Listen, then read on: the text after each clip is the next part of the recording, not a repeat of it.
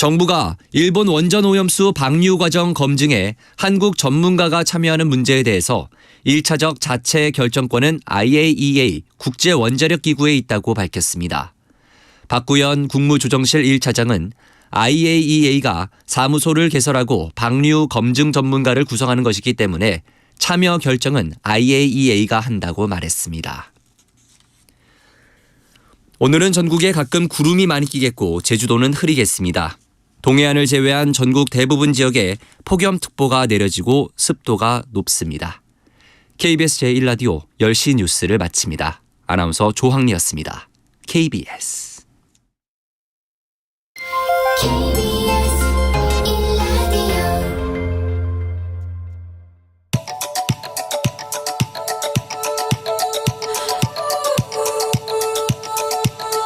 김성환의 시사야.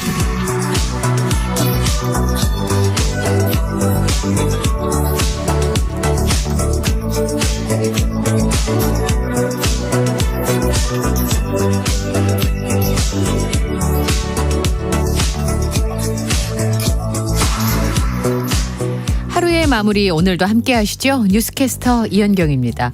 익숙한 목소리의 주인공 김성환 평론가의 휴가로 오늘부터 일주일간 시사야 진행을 대신 맡게 됐습니다.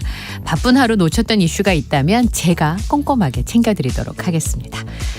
공동경비구역을 견학 중이던 미군 장병이 월북한 것으로 알려진 가운데 북한이 오늘 새벽에 단거리 탄도미사일 2발을 발사했는데요. 이 일련의 상황들을 도대체 어떻게 봐야 되는 것인지 더 깊이 들여다보는 인터뷰 시간에 전문가와 이야기 나눠보겠습니다. 그리고 수요일 코너죠. 기후위기 시대에 더 나은 미래를 제안하는 지구생활백서 코너도 마련되어 있으니까 많은 관심을 부탁드리겠습니다. 김성환의 시사야는 청취자분들의 참여를 기다립니다. 방송 내용과 관련해서 의견이 있으신 분들은 문자를 보내주십시오. 당첨된 분들께는요. 모바일 쿠폰 보내드릴 텐데요. 참여하실 수 있는 번호는 샵 9730, 짧은 문자는 50원, 긴 문자는 100원의 이용료가 부과됩니다. 저희 방송 유튜브를 통해서도 실시간으로 시청 참여하실 수 있는데요. KBS 1라디오 채널 들어오셔서 구독, 좋아요도 눌러주시기를 부탁드립니다. 김성환의 시사야, 그럼 지금 시작하겠습니다.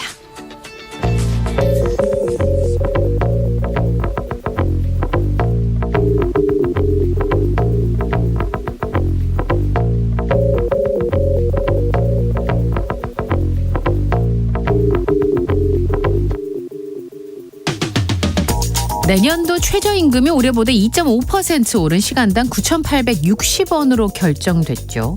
노사 양측 모두 아쉽다라는 반응이 나오고 있는데 청취자 여러분 보시기 어떻습니까? 여기서 또 하나 주목해 볼 점은 내년도 최저임금 수준이 실업급여에는 어떤 영향을 줄 것인가 하는 부분일 겁니다. 정부 여당이 최저임금의 80%로 책정되어 있는 실업급여 하한액이 너무 많아서 실직자들의 취업 의욕을 꺾는다면서 제도를 손보겠다 이렇게 밝힌 바 있거든요. 우리나라 실업급여가 정말 이런 말이 나올 정도로 괜찮은 수준인 걸까요? 정부 여당은 실업급여 제도 개선을 예고하면서 경제협력개발기구 OECD 보고서를 근거로 들었어요. OECD는 보고서에서 우리 고용보험의 사각지대를 줄여야 한다라는 진단도 내놨습니다. 실제로요. 실업급여 신청할 수 있는 고용보험 가입자는 전체 노동자의 48%에 그친다고 하는데요. 고용보험 가입 대상이지만 가입하지 못하는 노동자들도 14%나 된다고 합니다. 이런 상황을 정부 여당이 정말 몰랐을까요? 최저임금, 실업급여 모두 다 어려운 노동자들의 최저 생활을 보장하기 위해서 만들어진 제도입니다. 우린 언제까지 노동 환경을 개선하는 게 아닌 최저 생활을 보장하는 문제로 설전을 벌여야 하는 걸까요? 서울시가 조사한 2021년 기준 1인 가구 월 평균 생활비 161만 원. 우리의 최저임금과 실업급여 수준은 과연 어디까지 와 있는 걸까요?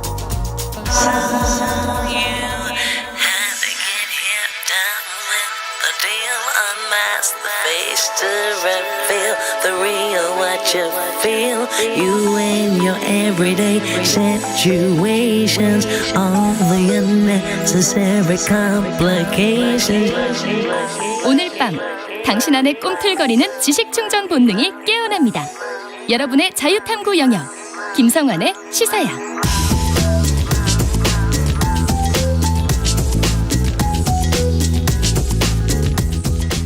네, 오늘 놓쳤던 뉴스 꼼꼼하게 정리해드려요. 뉴스야 시간입니다. 김민아 시사평론가 나와 계십니다. 안녕하세요. 안녕하세요. 김성환 평론가님이 저에게 말씀도 없이 이렇게 휴가를 가버렸네요. 떠날 때는 말 없이. 그러게 말입니다. 예. 떠날 때 저는 좀 더 많은 얘기를 할 것인데 떠날 때는 말이 없이 돌아오시니까요. 뭐. 네. 돌아오시면 제가 전해드릴게요. 김민아 평론가께서 그렇게 말씀하셨다고. 네. 간다고 뭐 얘기나 해주지. 아, 그러니까요. 혹시 무슨 일이 있으셨던 거 아니죠? 두 분이서. 아닙니다. 네. 그저 이제 휴가 간다니 부러워서 그렇습니다. 저도 부럽습니다. 자, 오늘 폭우 피해 얘기를 좀 해봐야 될 것 같은데요. 지금 상황이 굉장히 심각한 것 같아요. 제 지인분들도 걱정들을 많이 하시던데 윤석열 대통령이 오늘 집중호우 피해가 컸던 12개 지자체를 특별 재난지역으로 선포를 했습니다. 세종시, 충북 청주시, 괴산군, 충남 논산시, 공주시, 청양군, 부여군, 전북 익산시, 김제시, 축산면, 경북 예천군, 봉화군, 영주시, 문경시 등인데요. 이번에 특별재난지역으로 선포된 곳은 사전조사 결과 선포 기준을 충족할 것이 확실되는 지역에 대해서 좀 빠르게 일단 우선적으로 선포를 한 겁니다. 그러니까 이런 선포 일정이 예년 집중호우 때보다 2주 정도 빠르다라는 건데요. 지금 중앙합동조사 전에 사실은 이 특별재난지역을 우선 선포한 셈인데 좀 이렇게 좀 절차를 거슬러 간 것은 집중호우 피해를 신속하게 수습 복구하려면 선제적 조치가 필요하다는 판단 때문이다라고 정부는 설명하고 있습니다. 이 특별재난지역으로 선포된 지자체의 경우에는 이 재난 피해를 복구하는 비용 중에 지방비가 부담해야 될 액수의 일부를 국비로 추가 지원받아서 재정 부담을 덜 수 있게 되는 것이고요. 피해 주민에 대해서는 재난지원금 지원과 함께 국세, 지방세의 납부 예외 또는 공공요금 감면 등의 간접 혜택이 추가로 제기가 됩니다. 네. 그러니까 수해 복구에 필요한 금액들을 국가에서 좀 많이 지원해 주겠다라는 의지가 아니겠습니까? 근데 오늘 아침 헤드라인이 조간신문이 굉장히 눈길을 끌던데 윤석열 대통령이 어제 국무회의에서 물관리 제대로 못하면 다시 국토부로 넘기라고 환경부를 질타했다고 합니다. 이게 넘기라는 뜻인지 넘길지도 모르니까 잘하라는 뜻인지 어떻게 들리시는지요? 일단은 잘하라는데 방점이 일단은 찍힌 것 같습니다. 그런데 그렇다고 뭐 정부 여당에서 이 물관리 일원화를 다시 이제 되돌리는 것을 논의를 안 하겠다는 입장이냐? 그렇진 않아요. 앞으로 논의를 좀 해보겠다는 입장이어서 네. 앞으로 어떻게 될지는 아직 모른다 이런 뭐 생각을 해봐야 될 것 같은데 일단 무슨 일이냐? 윤석열 대통령이 국무회의 자리에서 한화진 환경부 장관한테 지금 말씀하신 대로 물관리 업무를 가져갔으면 준설이나 이런 것들을 많이 해서 이런 일을 예방했어야 되는 거 아니냐? 물관리 업무 가져갔으면은 예방을 제대로 하라면서 이렇게 질타를 했다라는 겁니다. 그러니까 원래 물관리 업무는 원래는 이제 국토교통부가 치수를 담당하고 환경부는 환경과 관련된 거를 담당하는 방식으로 나뉘어져 있었는데 문재인 정권에서 환경부로 일원화됐거든요. 그러다 보니까 이 환경부가 물관리 업무를 안전보다는 환경 측면 위주로 수행해온 게 아니냐. 라는 게 윤석열 대통령의 인식이다라는 게 이제 언론의 해설입니다. 그래서 실제로 이 국무회의 발언의 요지를 보면 평소 해왔던 대로 환경 위주로 생각하면 안전을 우선하지 못할 수 있으니까 안전을 최우선으로 해라. 이런 지시를 이제 환경부에 했다라는 건데요. 다만 이제 이게 맞느냐라는 이제 지적은 있습니다. 이런 상황 인식이 맞느냐. 왜냐하면 지금 환경부가 5대강 본류 그리고 일부 국가하천을 제외하면 국가하천 유지 보수는 지자체에 다 위임을 하고 있는 그런 상황이거든요. 그래서 지금 이번에 큰 이제 피해가 발생한 오송지하차도와 직관되는 이제 그 미호강 역시 청주시가 국고를 지원받아서 관리하는 하천입니다. 그렇기 때문에 이것은 이제 청주시가 사실은 1차적으로 관리 업무를 받아서 하는 것이기 때문에 이것의 이제 부실 책임을 환경부에다 묻는 게 맞는 거냐 이런 의문이 있는 것이고요. 그리고 물관리 일원화 때문에 그러면은 이런 이제 지자체에 위임하는 방식의 업무를 하고 있는 거냐. 지금 이제 이전에 환경부 장관을 지냈던 인사들이 주장하는 바를 보면 일원화법 이전에도 국토부가 똑같이 지자체에 위임을 했다 이렇게 설명을 하고 있습니다. 그러니까 요 위임 방식에 대한 어떤 제도 개선이 필요한 거 아니냐 이런 지적이 가능할 것 같고요. 청주시의 경우에는 또 이런 항변을 합니다. 미호강 관리 업무가 자신들에게 책임이 있는 건 맞는데 이 사고난 구간 일대는 미호천교에 이제 교량 공사를 하고 있었기 때문에 이 하천 점용 허가를 받아서 공사를 한 게 행복청 그러니까 행복청이라는 게 이름은 좋은데 행정복합도시건설청의 줄임말이지 않습니까?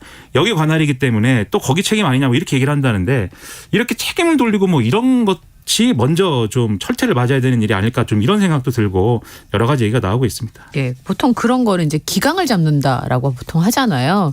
공무원들이 스스로 일할 수 있도록 길을 열어주는 게 이제 해야 되는 문제이기는 한데 근데 김민아 평론가님 제가 이러고 보니까 어느 순간부터 원희룡 국토부 장관이 언론에 전면에 나서는 일이 굉장히 잦아진 것 같다는 느낌을 받게 돼요. 이전에 국토부 장관도 이렇게 언론의 주목을 받았었나 싶은 생각이 사실 우리가 들기도 하고요. 역대 뭐 국토부 장관 이름 기억하라고 그러면 잘 기억 안 나지 않습니까? 그래서 여쭤보는 거예요. 그렇죠.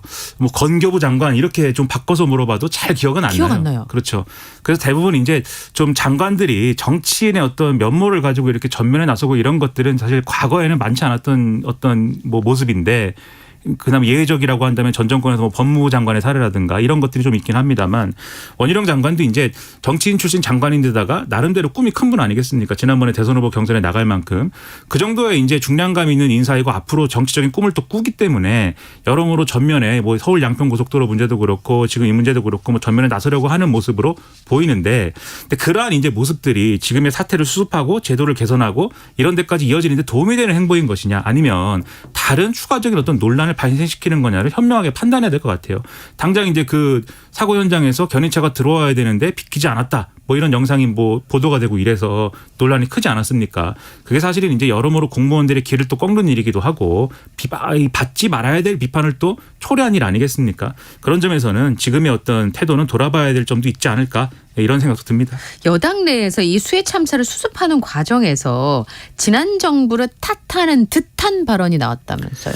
김기현 국민의힘 대표가 오늘 이렇게 주장을 했습니다. 지난 문재인 정권 초기인 2018년에 국토교통부, 환경부, 농축산식품부로 나눴던 물관리를 환경부로 일원화했다. 환경부가 전국 지류, 지천, 하수관리 전반을 담당한 역량이 되는지 많은 의문이 제기됐는데 이번 폭우 사태를 겪으면서 많은 의문이 현실로 드러났다 이렇게 얘기를 했고요. 박대출 정책위 의장도 지류, 지천 관리 대책을 다시 수립해야 되겠다라면서 물관리는 이념이 아닌 엄정한 정책으로 접근해야 된다. 이렇게 강조를 했습니다. 그 외에도 이제 그 이전에도 포스트 4대강 사업을 다시 시작해야 된다 뭐 이런 주장을 한 분도 있고 한데 그런 주장에 이제 뭐 사실관계라든지 적합성 등에 대해서는 뭐 정치적 발언이기 때문에 별도의 평가가 필요해 보입니다. 네, 윤석열 대통령의 최근 발언 중에 이권 카르텔 발언을 둘러싸고 파장이 계속 이어지고 있는데 어떤 이권 카르텔을 의미하는 것인지도 굉장히 궁금하긴 하거든요. 그렇죠. 이제 앞서 말씀드린 국무회의에서 TV로 생중계된 국무회의 아니겠습니까? 여기서 발언 중에 이 재난과 관련돼서는 국가가 적극적인 역할을 해야 된다라는 그렇죠. 취지로 얘기를 하면서 이 정치적인 어떤 이권 카르텔에 들어간 어떤 보조금이나 이런 것들을 다 회수를 해서 이 재난과 관련된 복구에 다 이제 보내겠다 이렇게 얘기를 했는데 그게 이제 사실관계가 맞느냐 어떤 얘기냐 가능한 거냐부터 시작해서 말씀하신 대로 이권 카르텔이란 무엇이냐 뭐 이런 얘기까지 이제 번지면서 논란이 좀 되고 있는 거예요. 네. 이권 카르텔이라는 용어 자체는 정치적인 어떤 의미가 실린 것으로 보통 해석이 되고 네. 그게 재난 복구와 연결이 되면서 이게 쉽게 얘기하면은 재난이라는 상황을 대통령이 자기가 좀 중시한 어떤 정치적인 캠페인에 활용한 거 아니냐. 이런 비판에 초래될 수 있다. 그래서 이런 것들이 부적절하다는 지적이 국민의힘 내부에서 나오고 있는 그런 상황이거든요. 예. 대통령실이 여기에 대해서 엄중한 인식을 가져야 되는데 오늘 보도를 보면 대통령실이 막 그런 대통령실 참모가 관계자가 막 언론에 그런 얘기도 합니다.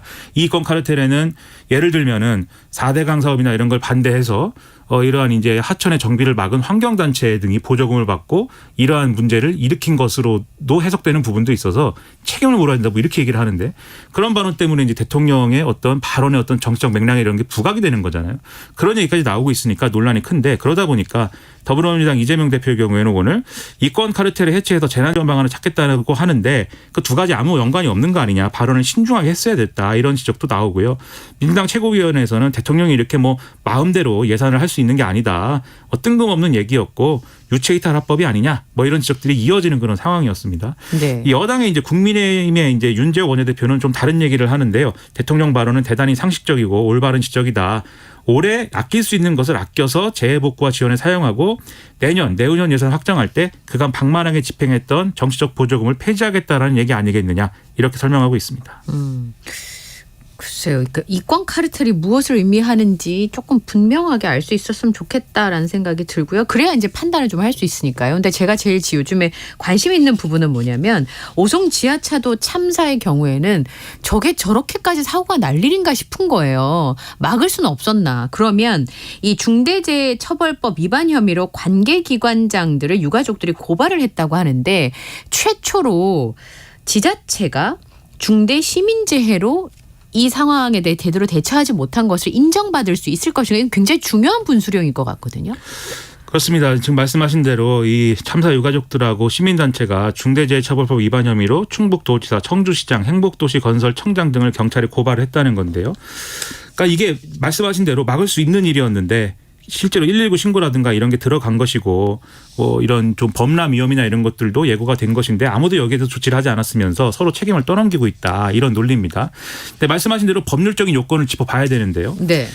이 중대재해처벌법상 중대시민재해에 이번 사건이 해당하려면 세 가지 요건이 충족이 돼야 됩니다. 첫째, 사건이 발생한 곳이 공중이용시설이어야 되고요. 둘째, 그 시설의 설계, 제조, 설치, 관리상의 결함이 있어야 됩니다. 셋째, 이를 원인으로 한 명 이상의 사망자가 발생하는 이 세 가지 요건이 충족이 돼야 되는데 일단 공중이용시설인가에 대해서는 이 지하차도가 이 시행령에 보면은 터널 구간이 연장 100m 이상인 지하차도가 포함되어 있기 때문에 일단 이 공중이용시설로 분류할 수 있다로 볼 수가 있겠습니다.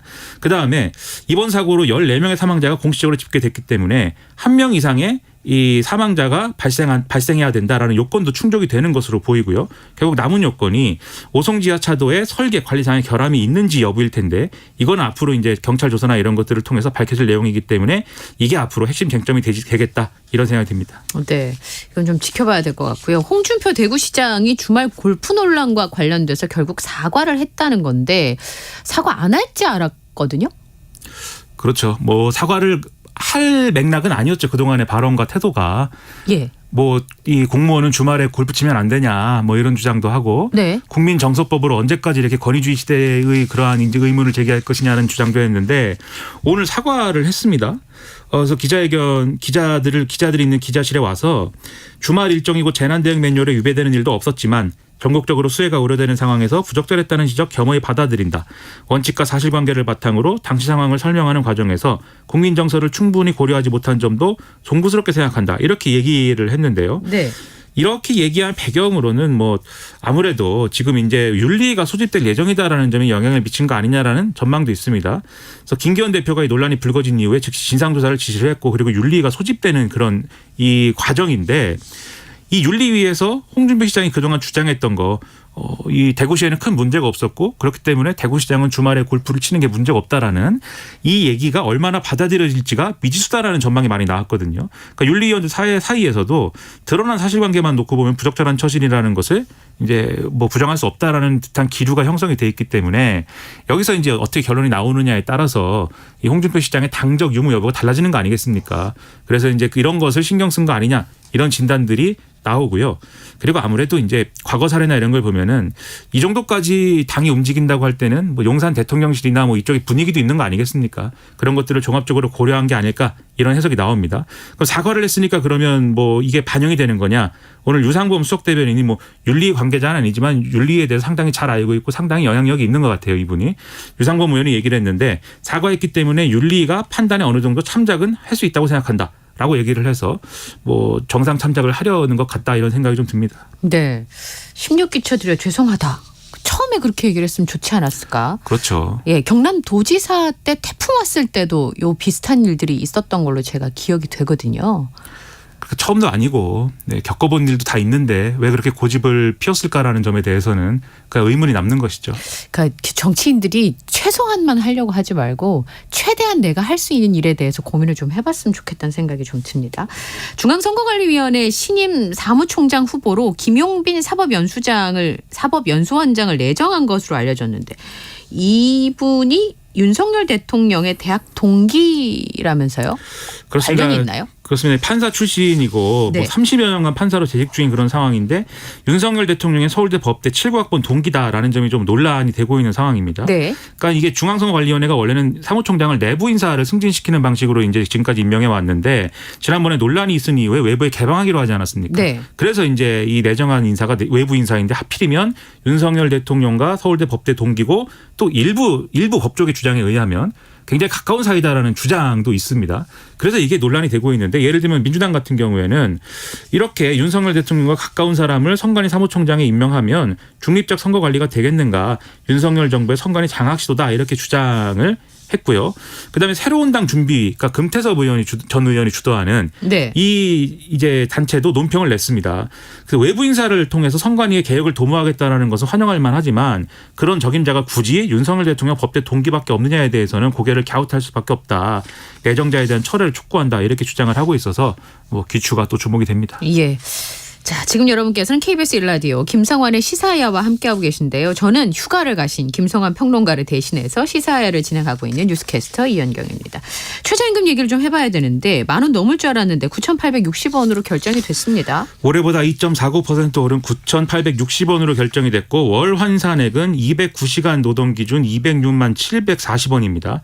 그러니까 경영계가 제시한 게 이 9,860원이었기 때문에 결국 경영계 안으로 결정이 된 것인데요. 네. 그러니까 노동계는 이 1만 원을 제시를 했고 이 최저임금위원회가 노동계 그다음에 노측 사측 그리고 공익위원 이렇게 구성이 되는데 지금 원래는 27명 9명씩 27명으로 구성이 되지만 네. 이 한국노총 김준영 금속노련 사무총장이 이 사임을 했기 때문에 네. 26인 체제로 이 논의를 했거든요. 9,860원에 손든 사람이 17명, 노동계에 10,000원에 손든 사람은 8명이었습니다. 그래서 이제 이 결정이 된 것인데 애초에는 공익위원들이 원래는 이제 노사 간의 이런 이견이 크면 그 중간에 절충값을 제시를 해서 대략 이쪽으로 논의를 이제 갖고 갑니다. 그러니까 중간쯤 어딘가에 수렴할 수 있도록. 그렇죠. 그렇게 해서 그 안에 이제 표결을 하는데 이번엔 공익위원들이 사측 안에 그냥 표결을 했기 때문에 이게 좀 이례적이다라는 평가가 나오고 있습니다. 근데 그게 네. 왜 그랬냐면 원래는 이제 공익위원들이 그래서 9,620원보다는 높은 수준인 9,920원을 노사 양측에 제안을 했다라는 거거든요. 그러니까 10,000원하고 9,860원 사이에 중간 지점의 절충점을 제시를 한 거죠. 네. 그런데 이 노측 이제 근로자위원 중에 민주노총 추천 4명의 경우에 여기에 대해서 반대를 했기 때문에 중재안으로 합의가 안 됐고 결과적으로 그러다 보니까 사측 안에 공익위원들이 투표를 한 그런 결과가 됐기 때문에 이것도 논란의 소지가 좀 있다라는 평가가 나오고 있습니다. 결과적으로는 그 노조 측의 그 근로자위원들이 반대하지 않았으면 그래도 60원은 더 올릴 수 있었다 뭐 이런 건가요?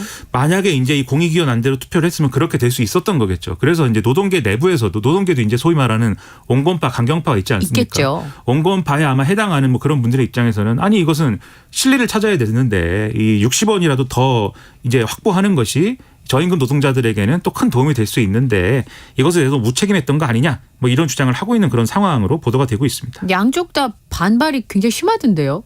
그렇습니다. 양대 노총의 경우에는 따로 성명서를 내서 역대 최저 수준의 이제 최고임금이 결정된 것에 분노하고 규탄한다. 그리고 공정성과 중립성을 생명으로 하는 최저임금위에 정부가 개입을 해서 이 사회적 합의기구인 최임위의 존재와 가치가 상실이 됐다라고 이 주장을 했고요. 또 법이 정한 최저임금 수준의 결정 기준도 무시가 됐다.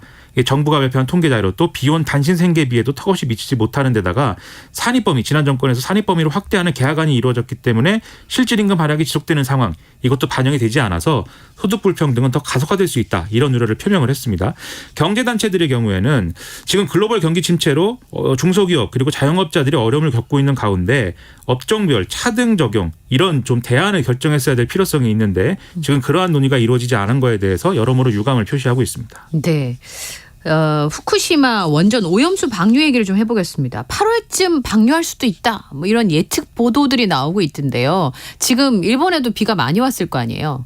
그러면 요 악천후를 피해서는 이제 하려고 슬슬 준비한다. 뭐 시동 건다 이런 얘기가 나오던데. 그렇습니다. 악천후 상황에서 이제 방류를 하게 되면 아무래도 그 안전성 검증이라든가 평가에 문제가 생기지 않습니까? 그렇겠죠. 그래서 그 논란을 피하기 위해서 좀 악천후를 피해서 뭐 나름대로는 정정당당하게 뭐 하겠다 뭐 이런 취지인 겁니다. 그래서 네. 일본 도쿄전력이 지금 말씀하신 것처럼 비바람이 강한 악천후를 피해서 이 오염수 방류를 시작하는 방안을 검토하고 있다고 일본 언론이 보도를 한 것이고 실제 개시 시기는 일본 정부와 협의해서 조율하겠다 이렇게 얘기를 하고 있다라는 건데요. 문제는 이제 일본 내에서도 이 반대 여론이 있다는 겁니다. 네. 실질적으로 이제 이 방류에 이제 생업이 직결되어 있는 현지 어민들의 경우에는 지금 반대 입장을 계속해서 얘기를 하고 있고 정부가 여러모로 접촉을 하고 있는 과정에서도 이 의사를 굽히지 않고 있는데요. 더군다나 일본 정부는 2015년에 후쿠시마현 어민과 관계자의 이해를 얻지 않으면 오염수 방류하지 않는다라는 약속을 또 한 바도 있기 때문에 네. 이 점이 여론의 일부 부담이 되고 있다 이런 분석들이 나오고 있습니다. 네. 그 후쿠시마 오염수 방류 검증 과정에서 우리 측의 전문가가 참여할 수 있도록 해달라고 요청을 했잖아요. 윤석열 대통령이. 여기에 대해서 일본 측의 반응이 나왔습니까? 일단 이제 주한 일본 대사관 주최로 이제 후쿠시마 오염수 관련 이제 외신 대상으로 한 온라인 설명회가 있었거든요. 네. 근데 여기에 대해서 한국 기자가 물어봤습니다. 우리 전문가 참여가 되는 것이냐. 근데 즉답을 일단 일본 정부 측은 피했고요. 다만 네. 이 모니터링팀 구성은 IAEA 소관인데 제3국 관계자가 모니터링에 참여하면 신뢰도가 높아질 수 있다. 이렇게 얘기를 했습니다. 근데 윤석열 대통령이 어쨌든 한일 정상회담에서 제안한 거는 우리 측 인사를 참여하는 것에 대해서 명확히 한 것이기 때문에 확답을 안 했다. 이렇게 봐야 되겠죠. 그런데 이제 이 언론의 이제 해석은 그런 건데 정부 해석은 좀 다릅니다. 오늘 박구영 국무조정실 국무 1차장이 후쿠시마 오염수 관련 일일 브리핑에서 언급을 했는데 방금 말씀드린 일본 측 발언과 관련돼서 굉장히 긍정적인 답변이다. 명시적 반대는 아니지 않느냐 이렇게 얘기를 해서 상당히 환영하는 분위기였다. 이런 얘기입니다. 네, 참여를 하더라도 그렇죠. 우리 측의 의견이 다 반영이 돼야 될 텐데 그런 부분이 좀 걱정이 되네요. 뉴스안은 여기까지 하겠습니다. 지금까지 김민아 시사평론가와 함께했습니다. 고맙습니다. 고맙습니다.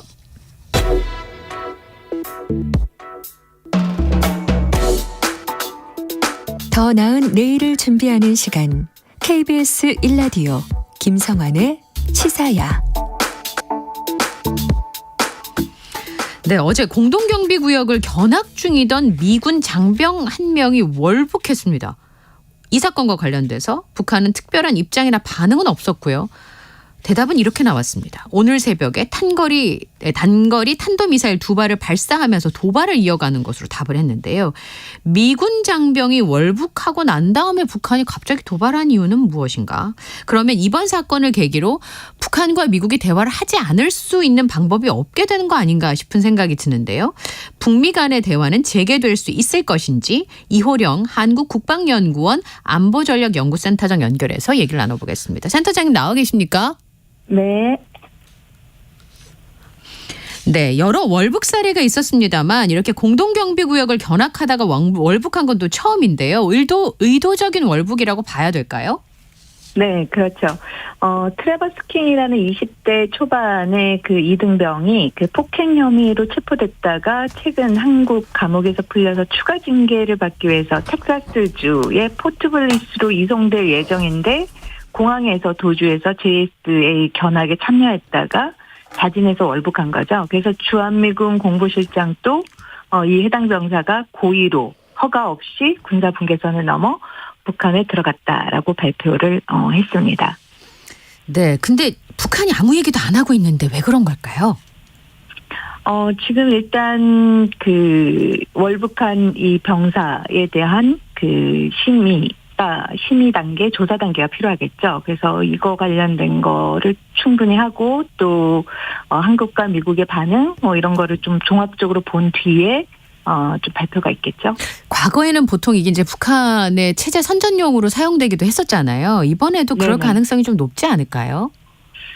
전 개인적으로 조금 어렵지 않을까라는 생각이 들어요. 아, 그렇습니까? 네. 이번에 그 미군 병사의 월북 자체를 내부 선전용으로 이용하고자 할 수는 있겠지만, 지금 뭐 한국에서 나오는 보도나 뭐 이런 것들을 북한도 다 보지 않습니까? 네. 근데 이번에 그 월북한 병사가 징계를 받기 위해서 이송돼야 되는 상황에서 자진해서 지금 북한으로 갔다라는 거죠. 네. 그래서 북한 당국이 이거를 선전용으로 사용하기에는 다소 부담이 있지 않을까. 왜냐하면 처벌을 피하기 위해서 범죄자가 도피 지역으로 북한 지역을 선택했다라는 점에서 북한은 이거를 자칫 선전을 했다가 오히려 역효과를 볼 수도 있을 것이다라는 좀 우려를 하지 않을까라는 생각이 듭니다. 아, 그런 측면이 있군요.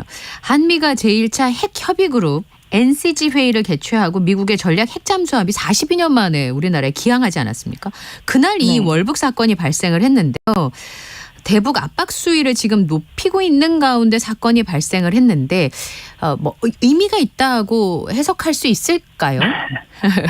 어쩌면 굉장히 개별적인 사안인데요. 네. 그 발생한 시점이 그런 거죠. 그래서 그렇죠. 미군의 고의적인 이제 월북의 돌발 상황이 이제 지금 안보적인 상황을 보면 지난 그 12일 날 북한이 화성 18형 을 또 발사를 했고 네. 또 이어서 김여정이 또 4차례 담화문을 발표를 했고 그리고 어저께 또 NCG 첫 회의 개최를 했고 또 어제 또 미국의 전략 잠수함이 부산에 기항을 했다라는 이런 상황이 보도되면서 마치 이 그 미군의 그 병사가 월북한 걸 계기로 지금의 이러한 벌어지고 있는 안보 상황에 어떤 변화가 있지 않을까라고 연계를 해서 보고자 하는데 네. 오히려 이거는 사안이 너무나 성격도 틀리고 또 북한이 화성 18년부터 해서 지금까지 이렇게 위기 상황을 높이고 있는 이 상황과 성격이 틀리기 때문에 네.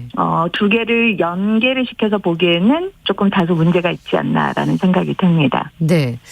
그러면 우선은 지금 장병이 월북을 한 상황이기 때문에 대화를 네네. 미국과 북한이 안 할 방법은 없지 않겠습니까? 그렇죠. 어쩔 수 없이 이제 할 수밖에 없죠. 네네. 그러면 대화 재개 가능성이 나오면 얘기를 한 가지만 할 수는 없을 테니까 네네. 북한과 미국의 대화 재개 가능성이 굉장히 높아졌다고 볼 수밖에 없는 상황인 거죠. 일단 대화의 초점은 아무래도 그 장병의 안전성의 문제 또 네. 그다음에 송환의 문제 모든 거기에 집중이 되겠죠. 그래서 이 부분이 미국 간의 뭐 어떻게 보면 관계 개선이나 대화를 확장시켜 나가는 기까지의 기대는 어떻게 보면 우리 좀 위시풀 띵킹이라고 봐요. 네. 지금은 이 상황과 안보 상황은 굉장히 성격도 틀리고 또 북한이 그동안에 해왔던 핵미사일 능력 고도화 부분과 또 최근에 일주일 동안 보여줬던 북한의 담화문의 내용이라든지 이런 걸 봤을 때는 이 사건을 계기로 미국 간의 대화 채널이 가동된다고 해서 이것이 확장될 가능성은 그렇게 높아 보이지 않다라고 볼 수가 있어요. 그러면 이 미군의 문제는 미군의 문제로 아마 마무리될 가능성이 높다라고 보시는 거죠? 네네. 예. 오히려 이 사안에만 그냥 집중되는 걸로 끝나지 않을까라는 생각이 듭니다. 네. 센터장님 근데요. 미국 입장에서도 그 보도 보면 웃으면서 넘어갔다고 나오잖아요. 네네. 자진해서 넘어간 사람을 송환해라 이렇게 얘기하기에는 명분이 좀 궁색하지 않을까 싶기도 하거든요. 일단 어떤 상황에서든 그 자국민이잖아요. 네. 그래서 자국민의 안전을 최우선으로 한다라는 그런 기본 정책이 있기 때문에 그런 네. 점을 고려해 볼 때 병사의 안전을 최우선순위로 상정을 할 테고 그리고 거기에 맞춰서 송환을 받기 위한 노력에 집중을 할 수밖에 없다라고 생각이 듭니다. 네, 바이든 행정부는 대북 정책에 변화를 좀 줄 것으로 예상이 되십니까? 이 사건 때문에 영향을 받을 거다. 그러긴 좀 아까 이제 센터장님 말씀하신 걸 보면 그럴 가능성은 네네. 별로 높아 보이지 않고요. 그렇죠. 왜냐하면 바이든 행정부의 기본적인 그 초기에 들어왔을 때 대북 정책을 발표했을 때 기본적으로는 행정부 초기부터 대화의 창은 언제나 열려 있다라고 했거든요. 네. 그래서 이러한 돌발 상황이 발생했을 때 이거와 관련된 대화는 언제든지 열릴 수가 있는 거고 거기에 맞춰서 대화 문제를 해결하기 위한 대화는 할 수 있는 거죠. 그러나 이 돌발 사안에 대한 대화와 협상 채널이 우리가 소위 말하는 미북 간의 관계 개선이라든지 북한의 핵 문제, 비핵화 협상 재개를 위한 대화, 협상의 이러한 여건 조성으로 이어질 만큼 그 북한의 태도나 북한의 정책의 변화가 가져올 수 있느냐는 완전히 별개라는 거죠. 지금의 상황을 봤을 때 북한의 대미 적대시 강화 정책이 굉장히 고조된 상황에서 네. 이 사건으로 그 관계 개선이나 신뢰 구축이나 비핵화 협상 테이블이라든지 이런 쪽으로 발전될 가능성은 낮고 오히려 그냥 이 사안을 독립적으로 처리할 가능성이 오히려 높다라고 볼 수가 있어요. 왜 과거에는 억류된 미국인을 석방시키기 위해서 미국의 고위급 인사가 북한을 방문하는 일들도 있지 않았습니까? 뭐 지금 그렇죠. 당장 예측하기는 어렵겠습니다만 그런 방식으로 문제를 해결하려고 할 가능성이 높지 않을까요? 과거 했던 방식으로? 그럴 가능성도 뭐 배제할 수는 없겠죠. 그런데 방북했던 그 고위급 인사들과 그 이후에 북미 관계, 미국 관계를 이렇게 보면요. 2009년에 클린턴 전 대통령이 방북을 했었고, 네. 2010년에 카터 전 대통령이 방북을 하고, 또 로버트 킹 북한 인권특사가 방북을 해서 또 데리고 나왔어요. 네. 또 그리고 2014년에는 제임스 클래퍼 정보국장이 방북을 해서 또 데리고 나왔고, 또 2016년에 오토 원비어를 데리고 나오기 위해서 조셉 윤 특별대표가 의료진과 네. 함께 방북을 했었죠. 네. 그럼 이 시점이나 2009년, 2010년, 2014, 2016년의 이 시점대 한반도의 위기 상황, 북한의 핵미사일 능력 고도화 부분 뭐 이런 거를 다 종합적으로 봤을 때 이 부분이 이 계기로 상황이 조금 더 안정적 국면으로 갔느냐 보면 전혀 그렇지 않았다라는 거죠. 그러니까 그 사안과 실제로 북한에 억류된 미국 시민을 데리러 고위 인사가 들어갔다가 나왔지만 오히려 그냥 그 사안은 그 독립적으로만 끝났지. 그리고 또 심지어 오토 원비어 같은 경우에는 오히려 네. 더 상황이 안 좋았죠. 나빠졌었죠. 예. 네네. 그래서 이런 사안에 관련돼서 그 고위급 인사가 들어가서 그 계기에 뭔가 좀 대화가 확장되는 그런 국면을 기대해야 한다라는 거는 과거의 이런 사례들을 봤을 때 그런 가능성이 그렇게 높지 않다. 그리고 또 미국 시민들을 데리고 나온 그런 고위급 인사들도 2009년, 10년은 전직 대통령이었지만 그 이유를 보면 북한 인권특사, 대북 특별대표 등 고위급 인사의 지위와 성격도 이전보다는 좀 낮아졌다라는 점을 알 수가 있죠. 네. 그러면 이거 외교 안보 사안과 이 국민이 월북한 문제는 좀 다른 문제라고 그렇죠. 봐야 되겠네요. 예. 네네. 그 북한에서 미사일 쏜 거는 어떻게 보세요? 이거 전략 핵잠수함 이게 우리나라에 네네. 기항한 것 때문인가요? 아무래도 그 워싱턴 선언에서 우리가 NCG 협의체를 만들기로 하지 예. 않았습니까? 이제 그 회의가 어저께 개최가 됐고 또 어제 또 미 전략 잠수함이 우리가 전략 자산 정교와 관련돼서도 워싱턴 선언을 담았었는데 그와 관련돼서 42년 만에 이제 부산에 미 전략 잠수함이 켄터키함이 들어왔다라는 게 보도가 됐죠.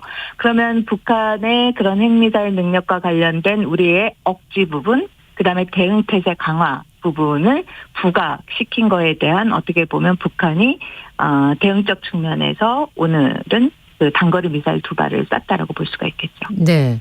그러면 북한이요. 뭐라 그럴까? 그 어떤 사안이 발생하면 거기에 대한 대응을 굉장히 빨리빨리 한다는 느낌을 저는 좀 받거든요. 이후에 네네. 뭐 논의하고 그렇지 않으면 공중전이라고 해서 서로의 메시지를 주고받는 그런 단계가 아니라 실제 네네. 행동으로 옮기는 일을 굉장히 짧은 순간에 결정해서 굉장히 빨리빨리 한다라는 생각이 좀 들어서 그러면 네. 이번에 미사일 도발이 있었으니까 또 추가적인 군사 도발도 충분히 더 지금 뭐 한미일의 입장이 바뀌지 않는다 그러면 북한도 입장을 바꾸지 않고 계속 같은 패턴으로 행동할 가능성이 높지 않습니까? 그렇죠. 지금 보면은 북한이 지난 4월까지 도발을 쫙 수위를 높이다가 5월에 그 위성을 발사를 했다라고 하지만 거의 뭐 실패를 하고 그것도 저희가 건지지 않았습니까? 그래서 네. 실질적인 위성이 군사적인 어떻게 보면 효과가 전혀 없다라는 거를 발표를 하고 이후에 지난 12일 날 ICBM을 발사를 하고 그리고 나서는 계속해서 담화문이 강경하게 나오고 있는 상황인데 왜 그러면 이 7월 둘째 주부터 북한이 다시 이런 행동을 재개를 했느냐를 네. 보면 7월 27일이 우리는 정전협정 70주년이지만 북한은 이 정전협정 날을 전승절이라고 하잖아요. 그렇죠. 전승절 70주년인 거죠. 꺾이는 해에 뭔가 북한이 그동안 군사적인 능력 부분을 굉장히 강화시키고 발전시켰다라는 것을 과시하고 싶은데 바로 이런 계기가 바로 전승절 70주년이라고 하는 그 시점인 거죠. 네. 그래서 따라서 군사적인 역량이나 위상 강화를 과시하고자 하는 그런 측면에서의 보면 강대강 구도를 북한은 계속해서 해갈 것으로 보여지고요. 예. 또 이후에 보면 우리가 또 8월에 UFG 훈련 기간이지 않습니까? 그럼 이 상황을 8월까지 북한이 지금과 같은 기조를 좀 이어갈 가능성이 높다라고 봐야겠죠. 네, 유화 국면으로 갈 가능성이 있는 변수들은 몇 가지 없고 지금과 같이 강대강으로 치달을 가능성이 훨씬 더 높아 보이네요. 네네. 예. 그렇다고 봐야겠죠. 알겠습니다. 오늘 말씀 여기까지 듣겠습니다. 지금까지 이호령 한국국방연구원 안보전략연구센터장님과 이야기 나눴습니다. 고맙습니다. 네, 감사합니다.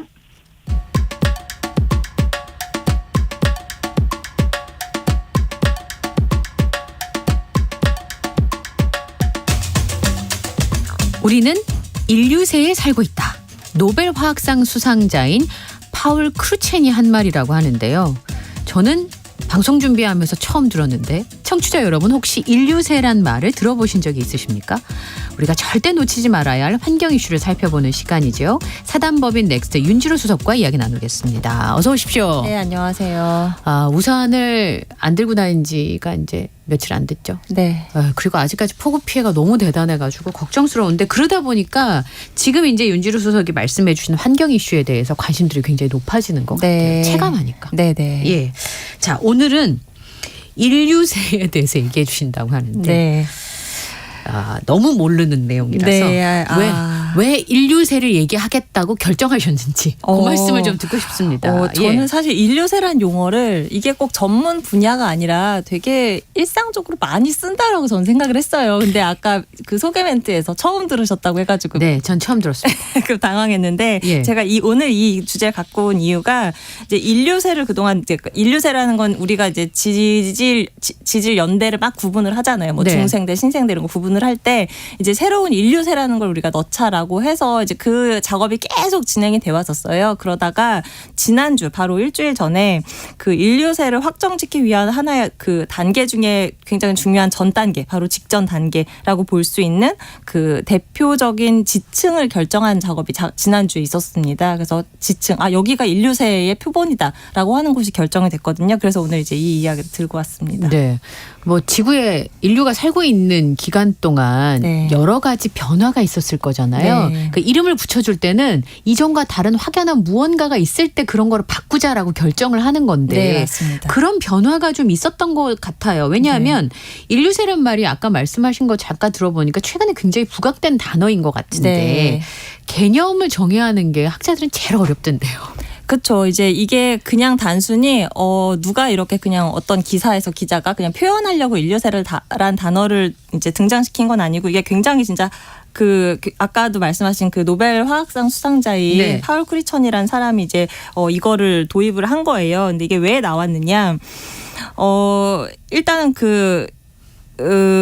하나 에피소드를 먼저 말씀을 드릴게요. 이 크리천이라는 사람이 2000년에 한 학회에 갔대요. 네. 가서 막 이제 얘기를 나누는데 사람들이 계속, 그러니까 지금 우리가 현재 살고 있는 시대는 신생대 제4기 홀로세라고 하거든요. 그건 들어본 것 같아요. 네, 홀로세. 홀로세는 들어본 것 같아요. 우리가 홀로세에 살고 있어요. 그래서 이제 학회에 갔는데 막 학자들이 계속 홀로세가 어쩌고 막 이렇게 얘기를 할 거 아니에요. 그게 좀 너무 순간 너무 화가 막 짜증이 났대요. 아니 우리가 산업화 이후에 이렇게 지구를 못 살게 굴면서 이미 이제 막 엄청나게 막 오염물질도 뿜어내고 했는데 아직도 마치 남의 일처럼 홀로세 얘기를 하냐? 그러면서 막 화가 되게 났는데 갑자기 뭔가 머릿속에 유레카 하는 것처럼 인류세 막 이 단어가 떠올랐대요. 그래가지고 그 학회 기간에 막 인류세라는 단어를 막 홍보를 하고 다녔대요. 그랬더니 한 동료가 와가지고 이거 너무 좋은 아이디어다. 네. 이거를 한번 네가 공식화를 해봐라. 이렇게 제안을 했다고 해요. 그래서 그럴까 해서 이제 알아봤더니 그 미국의 유진 스토머라고 하는 사람이 이미 1980년대 이 단어를 쓰고 있었던 거예요. 그래서 이제 그 크리천이 스토머랑 같이 이제 그 기후변화 논의하는 어떤 그런 프로젝트가 그때 전 세계 프로젝트가 하나 있었거든요. 그래서 이거를 내부 뉴스레터를 보내서 우리 인류세라는 걸 한번 만들어 봅시다. 이렇게 공식화한 거예요.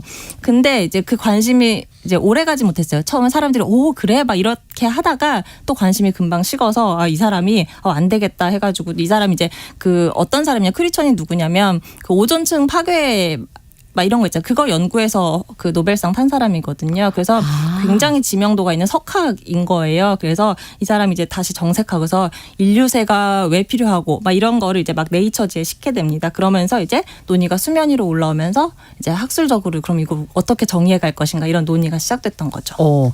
이제 조금 풀렸어요. 왜 화학상을 수상한 사람이 이런 환경 문제를 얘기하는 거지라고 궁금했었는데 네. 수석님 말씀 듣고 보니까 이해가 되는 거예요. 제가 아는 무슨 이 세대를 구분하는 주라기 네.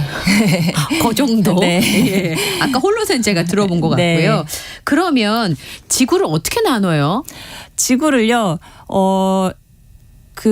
이제 단위를 말씀드리면 누대가 있고 대가 있고 그다음에 기가 있고 새, 절 이렇게 나뉘는데 이게 무슨 얘기냐면 네. 중생대, 신생대, 고생대 이런 거 많이 들어보셨잖아요. 그거 많이 들어봤어요. 네, 그 대가 있고요. 그 대를 조금 더 더 이제 몇 가지 덩어리로 묶은 그 위에 누대가 있습니다. 누대. 대가 쌓였다는 뜻이죠. 그 누대가 가장 긴 시간 단위고요. 그 밑에 이제 중생대, 신생대 이런 대가 있는 거고 그 말씀하신 쥐라 기. 기라는 건 이제 무슨 대 밑에 나뉘어 있는 기고 그다음에 그 기 밑에 또 이제 새가 있고 그보다 더 잘게 나눈 게 절입니다. 그래서 지금 우리가 살고 있는 거 아까 말씀드린 대로 신생대 제4기 홀로세 그다음에 메갈라얀 기에 살고 있는 거예요. 아, 그런데 그걸 인류세로 이제 바꾸자라는 네, 얘기인데. 이제 홀로세에서 인류세로 넘어가자. 예.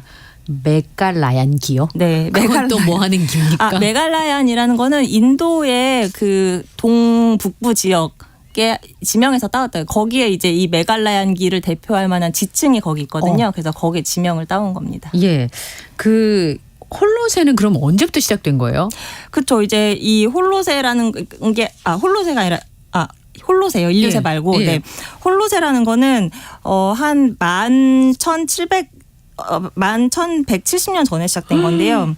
그러니까 이때가 언제 우리 그 10,000년 전 하면은 우리 인류 역사에서 뭐가 있었다라고 대표적인 사건이 하나 있었는데 농업혁명이 이제 그 무렵에 시작이 됐거든요. 그러니까 농업혁명이 시작될 그 무렵과 이제 홀로세가 거의 겹치는데 왜 그러냐면 예.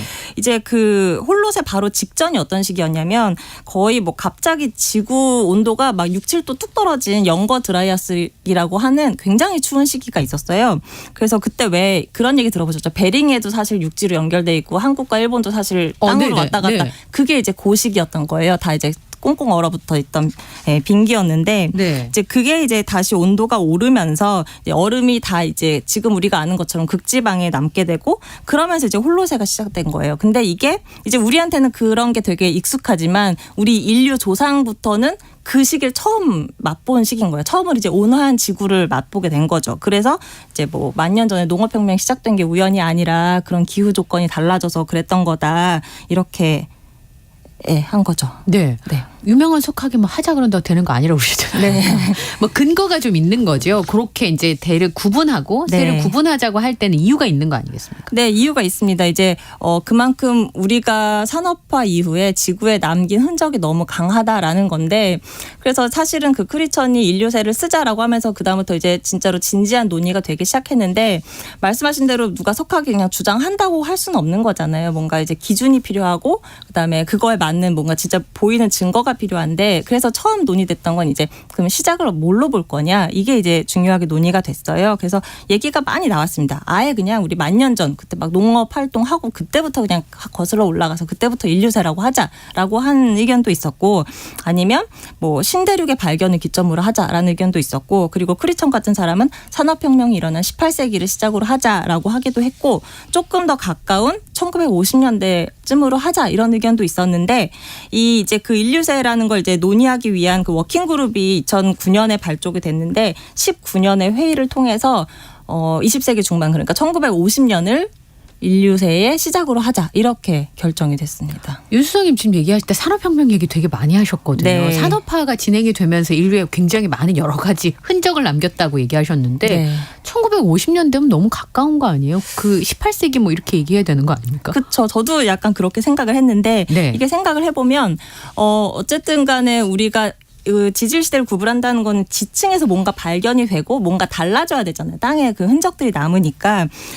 그래서 이제 물론 산업혁명 시작된 거는 1700년대 뭐 영국에서 시작됐다 이렇게 알려져 있지만 그게 이제 진짜로 막 전 세계에 퍼져서 곳곳에 흔적을 남기기 시작한 게 이제 한 1950년대다 이렇게 본 거죠. 그리고 이게 우리가 이제 인간이 지구에 어떤 흔적을 남겼다라는 관점에서 보면 물론 온실가스가 굉장히 대표적이긴 하지만 또 1950년 전후로 그때 그 기사도 옛날 기사 보면 무슨 핵실험했다 이런 기사 진짜 많아요. 그래서 그때 뭐 핵실험, 기후 이런 걸로 옛날 기사 찾아보면 그 무렵에 1950년대 뭐 그래서 핵실험을 너무 많이 해서 우리가 지금 뭐 기후가 달라지고 있다 막 이런 류의 기사가 되게 많이 나오거든요. 물론 이제 핵실험은 그 후에 이제 금지가 돼서 더 이상 진행되진 않았지만 아무튼 그래서 그 1950년이라는 시기가 굉장히 상징성이 있다라는 게 또 있고 그리고 이 청취자분들도 한번 그 인터넷 검색창에 그 영어로 얼스 시스템 트렌드 이렇게 얼스 시스템 트렌드. 네, 이렇게 검색을 해보시면 그 이미지의 그래픽이 쫙 떠요. 근데 그걸 하나 열어보시면 진짜 신기하게 인구, 전 세계 인구, 그리고 GDP, 에너지 사용량, 뭐 질소 그 비료 소비량, 그다음에 뭐 메탄의 농도, 뭐 자동차 대수, 막 이런 것들이 그러니까 우리 현대 문명을 대표하는 그런 모든 지표가 정말 신기하게 딱 1950년대를 지나면서 그래프가 확 올라가요. 네, 그래서 요 1950년대가 그렇게 상징적인 시기다. 그래서 그런 이제 흔적이 전 지구상 곳곳에 나타나고 그래서 1950년대를 시작점으로 잡게 됐다 이렇게 얘기를 하더라고요. 지층에 무슨 흔적 같은 게 있을까요? 네, 있습니다. 그래서 이제 기점을 그렇게 잡고 나서 전 세계에서 그 후보지를 추렸어요. 그럼 그거를 볼 수 있는 데가 어디냐. 그래서 한 12군데를 그 후보지를 추렸고 뭐 여러 군데가 있습니다. 그 12군데 중에 보면은 발트에 있는 분지도 있고요. 남극의 대륙빙하도 있고 일본도 후보군이 있었어요. 일본 뭐 베프만? 네. 베프라고 하는 거기도 후보지가 있었고 그래서 이제 그 중에서 어디서 가장 그 흔적이 뚜렷한가?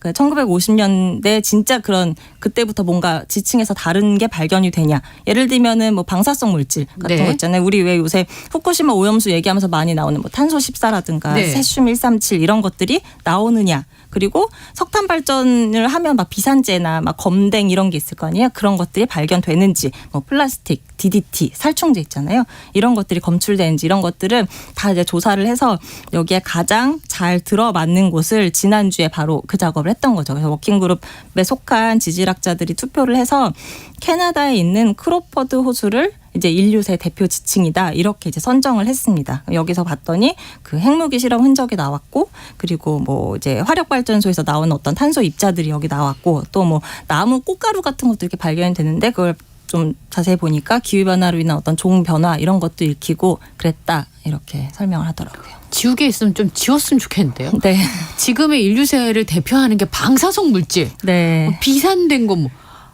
그 별론 것 같아요.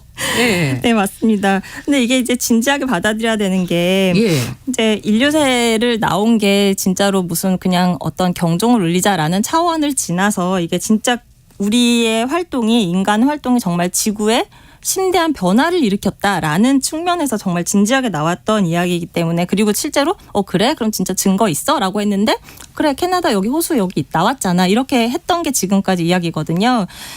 그리고 뭐 이제 우리나라를 포함해서 이제 뭐 이제 전 세계가 2050년대까지 뭐 탄소 배출을 줄이겠다 이렇게 다들 지금 약속을 하고 있는데 아무리 그렇다고 하더라도 정말로 막 엄청난 획기적인 기술이 나와서 막 공기 중 이산화탄소를 다 빨아들이고 하는 그런 게 없는 상황이라면 지금까지 우리가 배출한 그 온실가스는 100년이든 200년이든 계속 살아남아서 계속 되게 머물 거거든요. 그래서 우리가 이제 인류세를 지정하게 된다면 그 의미를 좀 무겁게 받아들여야 될 것 같습니다. 네, 짧은 시간 안에 너무 많은 걸 한 것 같은데요, 인간이. 네, 네. 예. 그러면 지금 뭐라고 얘기해야 돼요, 수정님? 우리 지금 인류세에 살고 있다 이렇게 말할 수 있는 건가요? 아니요, 아직은 아니고요. 이제 공식적으로 내년 8월에 열릴 그 세계 지질과학 총회에서 인준한 절차가 남아 있습니다. 이게 부산에서 열려요. 네. 현재까지는 가능성이 좀 높아 보인다라고 그거 이제 조직위원장을 맡은 교수님께서 말씀은 하시더라고요. 네. 네. 근데 이제 뭐 만약에 지정이 되지 않더라도 그거는 지질학에서 지층을 구분하는 것 때문이지 뭐 우리의 기후 변화에 대한 책임이 가볍다 이런 의미는 아니다라는 걸 좀 구분하셨으면 좋겠습니다. 네. 지구생활 백서 사단법인 넥스트 윤주로 수석과 함께했고요. 저는 2부에서 다시 뵙겠습니다. 고맙습니다. 네, 감사합니다.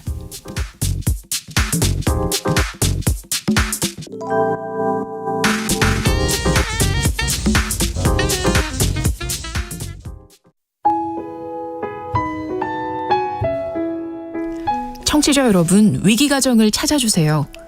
어려운 경제 상황 속에서 긴급한 경제적 지원이 필요한데도 복지 사각지대에 놓여 있어 아무런 지원도 받지 못하고 극한 상황으로 내몰리고 있는 위기가정이 늘고 있습니다.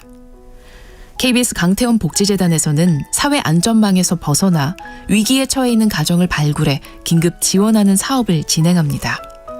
여러분 주위에 스스로의 힘만으로는 도저히 일어설 수 없는 힘든 이웃이 혹시 있는지 찾아봐 주세요. 우리 사회의 건강한 구성원으로 신속히 복귀할 수 있도록 KBS 강태원 복지재단이 작은 힘을 보태겠습니다. 여러분의 제보 전화를 기다립니다. KBS 강태원 복지재단 제보 전화 1533-0900, 1533-0900입니다.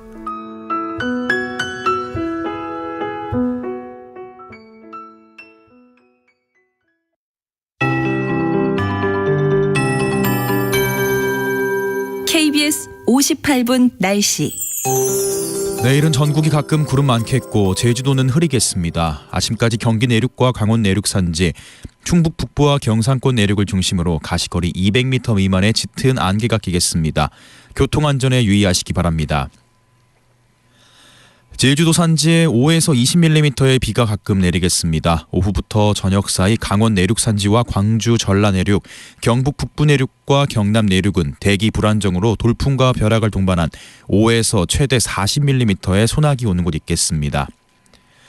내일 아침 최저기온 서울, 광주 23도 등 전국이 20에서 23도의 분포를 보이겠습니다. 낮 최고 기온은 서울, 대구 33도 등 전국이 26에서 33도로 수도권을 중심으로 폭염경보, 그 밖에 대부분 지역에 폭염주의보가 내려진 가운데 습도까지 높아 후텁지근하겠습니다.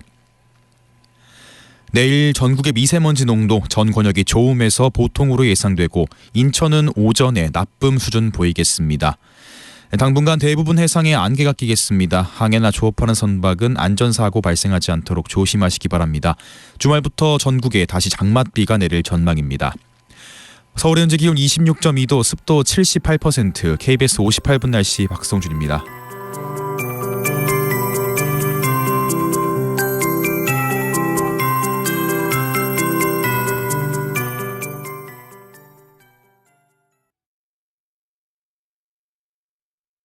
정성을 다하는 국민의 방송 KBS가 11시를 알려드립니다. AM 711kHz, FM 97.3MHz, KBS 1라디오입니다. HLKA.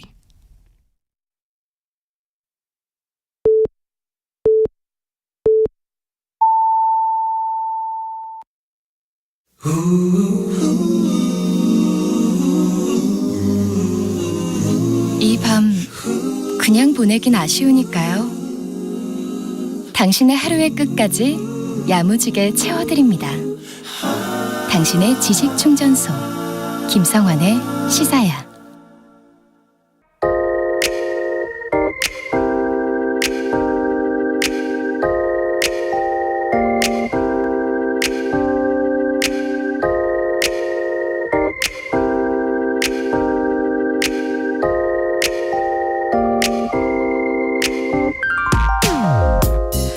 지난해 11월 서울 아산병원에서 선천성 담도 폐쇄증으로 간 이식을 받은 생후 13개월 여자 아기 지구 이야기를 들려드릴까 합니다.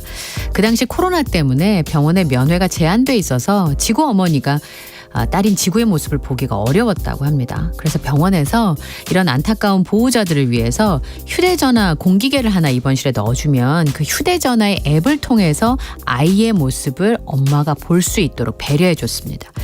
입원실 밖에 있던 지구 어머니가 우연히 그 휴대전화 어플이 켜진 걸 보고요. 아이의 모습을 보이자마자 녹화를 시작을 했습니다.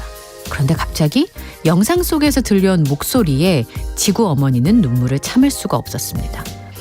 너무 귀여워. 이거 누구예요? 이거 지구지? 지구 이거 기억나? 지구 가족 사진을 보여주면서 지구에게 말을 걸고 있는 간호사의 말투 때문이었습니다.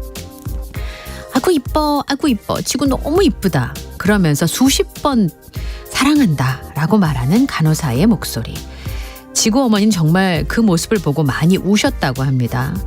아이가 어떻게 지내는지 볼 수 없는 상황이라서 불안한 마음이 늘 한켠에 있었는데 순식간에 그 불안한 마음이 녹아버렸습니다. 지구 어머니가 영상을 온라인에 공개하면서 더 많은 엄마들을 울게 만들었죠. 어머니는 고마운 마음에 이 간호사에게 연락을 했는데요.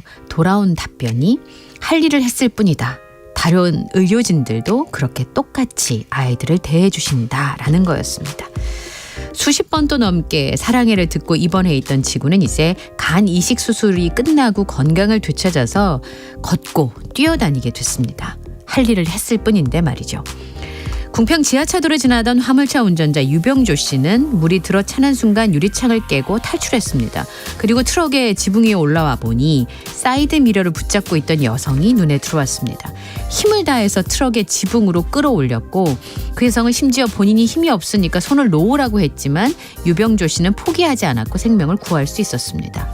그리고 유병주 씨가 구한 사람 중에는 손을 다쳐가면서 다른 사람을 건져냈던 증평군청의 정영석 씨도 있었습니다. 이 두 사람은 누가 와도 나랑 똑같이 행동했을 거라고 말합니다. 할 일을 했을 뿐인데 누가 와도 그랬을 거라고 말하지만 듣는 저는 왜 눈물이 나는 걸까요? 가슴이 이렇게 뜨거운데요. 저의 이성은 이렇게 말합니다. 우리 사회의 안전 시스템도 누군가 할 일을 하고 누구라도 할 일을 할 수 있도록 만들어져야 하는 것이라고요. 의인들이 아니라 시스템이 그렇게 할 수 있도록 해야 된다고 말이죠. 지금까지 오늘의 발견이었습니다.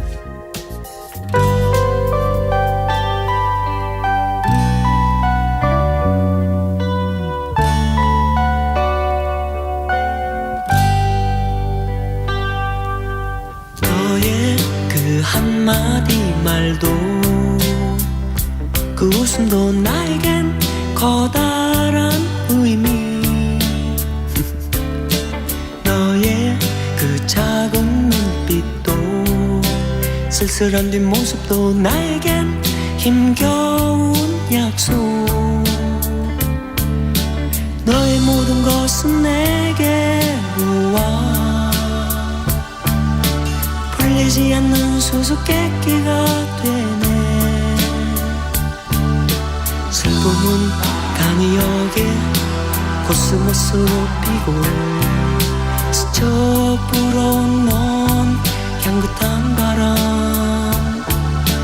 나 이제 뭉게구름 위에 성을 짓고 널 향해 창을 내리 바람 드는 창을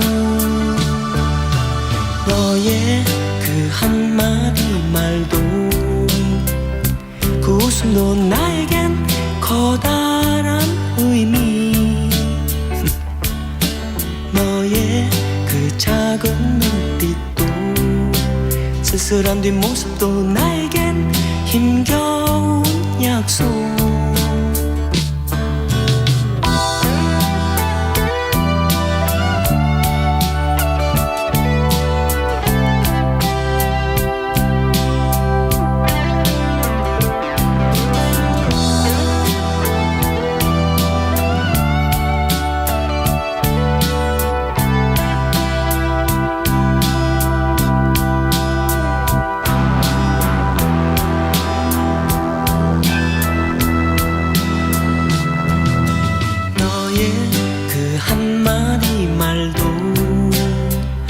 그 웃음도 나에겐 커다란 의미 너의 그 작은 눈빛도 쓸쓸한 뒷모습도 나에겐 힘겨운 약속 너의 모든 것은 내게로 와 풀리지 않는 수수께끼가 되네 슬픔은 간이 여겨 코스모스로 피고 스쳐 불어온 넌 향긋한 바람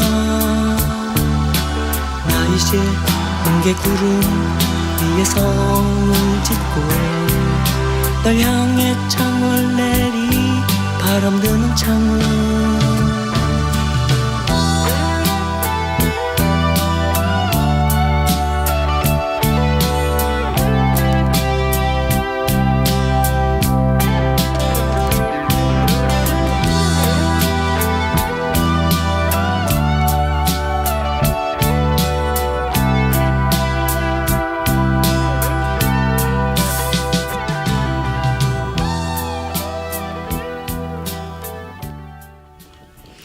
네, 산울림의 너의 의미 들으셨습니다. 김상원의 시사회는 언제나 청취자 여러분들의 관심과 참여를 기다립니다. 오늘도 방송 내용과 관련해서 다양한 의견과 문자를 받고 있는데요. 제가 이제 그 오늘의 발견 전해드렸더니 따뜻한 문자들을 많이 주고 계십니다. 5521님 너무 훈훈한 소식들이네요. 안타까운 순간에 인간이 보여주는 따뜻한 본성 때문에 이 세상이 또 살만하다 느낍니다. 이렇게 보내주셨고요. 임정환 님이 며칠 동안 시스템이란 단어를 곱씹게 되던데 오늘 지구양의 사연을 들으니까 마음이 사르르 녹는 기분이네요. 저부터 조금 타인에게 더 다가갈 수 있는 사람이 되어야겠다. 그런 다짐을 해보는 오는 밤입니다. 모두 행복해졌으면 좋겠습니다. 이렇게 문자를 보내주셨습니다. 계속해서 문자를 주십시오. 추첨해서 당첨된 분들께는요, 모바일 쿠폰 선물로 드리겠습니다. 참여하실 문자 번호는 샵 9730, 짧은 문자는 50원, 긴 문자는 100원의 정보 이용료가 부과가 됩니다. 콩 게시판, KBS 1라디오 유튜브 채널을 통해서도 무료로 참여하실 수가 있습니다. KBS 1라디오 김성환의 시사야, 저는 진행을 맡고 있는 뉴스캐스터 이현경이고요. 함께하고 계신 지금 시각은 8시 8분 25초를 지나가고 있습니다.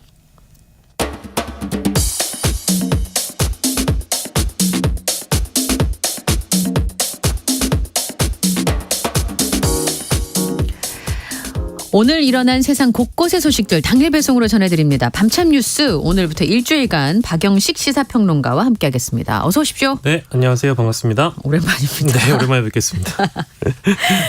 자, 지금 웃을 수가 있는 상황이 아니네요. 네. 예천 수해 지역에 수색 작업을 하던 해병대 대원 한 명이 급류에 휩쓸려서 실종이 됐는데 아직 찾았다라는 소식은 없는 건가요? 네, 안타깝게도 아직까지는 네. 그 반가운 소식이 들리진 않고 있습니다.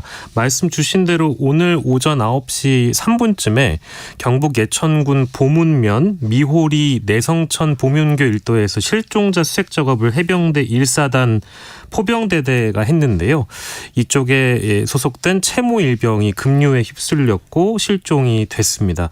안타까운 것은 이 일렬로 이 장병들이 내성천에 들어가서 수색 작업을 했는데 구명조끼를 입지 않았다고 전해지고 있고요. 그게 참 어이가 없고, 급류가 발생했을 때 다른 해병대원 2명은 빠져나왔는데 채모 일병이 못 빠져나왔습니다. 설령 그랬다고 하더라도 구명조끼만 있었으면 이런 일이 없었을 텐데라는 생각이 들어 참 안타깝고요. 지금 채모 일병을 찾기 위해서 예천 지역 모든 실종자 수색이 중단된 상황이고, 오늘 오전 8시부터 장병 999명을 투입해서 실종자 수색 작업에 나선 상황이기도 하고요. 그리고 야간 수색도 지금 진행했다고 밝혔고, 적외선 카메라, 야간 드론 등을 좀 동원해서 지금 수색을 하고 있는데, 현재 지금 이 시각까지 하고 있는 건 확인이 되지 않았습니다만 보통 이런 수색 작업은 너무 밤늦은 시간까지는 위험해서 하지 않는 걸로 예상이 돼서 내일부터 다시 진행이 될 것으로 보여지고 있습니다. 이번 폭우 피해 발생하고 나서 많은 사람들이 얘기하는 게 그거잖아요. 기본을 지켜야 된다. 그렇죠. 예. 아니, 구명조끼 하나 없이 그 얼마 한다고, 안전장비 없이 현장에 투입됐다는 말입니까? 이 장병 네. 부모님이 들으시면 이거 어떻게 받아들여야 되는 거예요? 그러니까요. 지금 가족분들께서 현장에 가신 그 내용이 보도가 되고 있는데, 뭐랄까요. 저희가 감히 상상하기 힘든 그런 부모님들의 어떤 분노와 허망함이 좀 교차하셨을 것 같습니다. 그런 장면들이 포착이 돼서 보도가 되고 있는데, 채모 이병의 부모님들께서 오늘 현장을 찾아오셔서 오열하셨습니다. 아들이 어디 있느냐, 해병대에 가고 싶어 했다고 했는데 내가 가지 말라고 했는데도 갔다. 내 아들이 어디 갔느냐, 이렇게 오열을 하셨다고 전해지고 있고요. 부친께서는 중대장에게 물살이 이렇게 센데 왜 구명조끼를 입히지 않았냐, 구명조끼가 그렇게 비싸냐, 왜 구명조끼를, 물살이 얼마나 센데 이게 살인이 아니고 뭐냐라고 이제 분노를 하셨는데요. 여러 측면에서 당연히 이제 이해되는 그런 장면이기도 하고, 실제 소통을 하려고 더 이제 군 당국에서는 노력을 하셨겠습니다만, 안타까운 부분은 이 장면 이후에 더 납득이 되는 설명을 군 당국이 내놓지 못한 것으로 확인이 되고 있고, 더 안타까운 내용은 아들과 또 실종되기 전날 2분 정도 통화를 하셨다고 합니다. 또 물 조심해라 이런 말씀까지 하셨다고 하는데, 상황이 이렇게 되고 나니 저희도 마음이 몹시 무겁고요. 그러다 보니까 이제 네티즌들이 군 당국을 비난하는 글이 많이 올라오고 있습니다. 저희가 앞서 언급한 것처럼 구명조끼를 입히지 않고 수색에 내보내는 건 살인이다. 남의 귀한 자식을 데려다가 일을 시키면서 기본적인 안전관리조차 하지 않느냐고 따져 묻고 있고, 군 간부를 철저히 문책해서 다시는 이런 후신국적인 사고가 있으면 안 되겠다, 이런 비판의 글들이 대부분 드러나고 있습니다. 네, 저도 저희 가족이 해병대 출신이어서 네. 얘기를 많이 들었었거든요. 거기 가는 친구들은 그래도 굉장히 열심히 사는 친구들인데 어떻게 이런 일이 벌어졌나 모르겠어요. 이거랑 별도로 실종자 수색도 지금 계속 되고 있다면서요? 네. 오늘 추가적으로 2명의 실종자를 찾았습니다. 하지만 안타깝게도 사망하신 상태였는데요. 한 분은 경북 예천 지역에서 물에 휩쓸려서 실종됐던 50대 여성이 나흘 만에 숨진 채 발견됐고요. 오늘 오후 4시 45분쯤이었습니다. 예천군 은풍면 오류리에서 우곡리 일대의 한 사과밭에서 A씨의 시신을 경찰이 발견했다고 하고요. 사과밭 주인 B씨가 경찰에 신고를 했다고 전해지고 있습니다. 또 다른 분은 이제 개포면인데요. 70대 남성의 시신이 발견됐습니다. 경북 예천경찰서에 따르면 현재까지 호우 피해로 인한 경북 지역의 사망자가 24명으로 늘어난 상황이고 실종자는 오늘 집계까지 3명으로 집계가 될 전망인데 아무쪼록 실종자를 빨리 수색해서 다른 분들께서도 반가운 소식을 좀 전해주셨으면 좋겠습니다. 네, 지금 뭐 비가 또 온다는 얘기가 있어서 사실은 네. 수색 작업을 진행하는 것도 쉽지 않은 상황인데 오송 지하차도 침수 사고와 관련돼서 이야기를 좀 해보겠습니다. 지금 희생자가 너무 많이 나왔고 네. 경찰에서 내일 합동 감식을 진행할 예정이라고 하는데 제가 일부에서도 잠깐 전해드렸습니다만 조사 결과에 따라서 중대 시민재해가 적용될 수 있다면서요. 네, 중대 시민재해 같은 경우에는 지하차도와 같은 공중이용시설 관련 결함 사망이 한 명이라도 발생하면 책임자를 처벌하는 규정이고요. 1년 이상의 징역 또는 10억 원 이하의 벌금이 나오게 됩니다. 책임자를 문책하는 과정에서 더 강도 높은 규정을 적용할 수 있을 것으로 보이고요. 합동감식을 먼저 또 짚어보면 합동감식은 지금 시간이 좀 걸렸습니다. 내일 오전 10시부터 일단 진행을 한다고 하는데 경찰과 국가수 그리고 전문가 집단이 참여를 할 것으로 보이고 일단 경찰은 지금 미호천교의 임시 하천 제방 높이를 확인하는 작업을 먼저 할 겁니다. 그게 적절했는지 즉 그렇죠. 범람 수위에 맞는 기준보다 높게 지어야 범람을 막을 수 있는데 그렇죠. 그거보다 낮게 지어진 거 아니냐 이런 주장이 일단 나왔기 때문에 그거를 점검을 해봐야 되고요. 경찰도 견고한지 일단 확인하겠다고 하고 관련해서는 지금 제방공사를 담당하고 있는 곳이 행정중심복합도시건설청 줄여서 행복청입니다.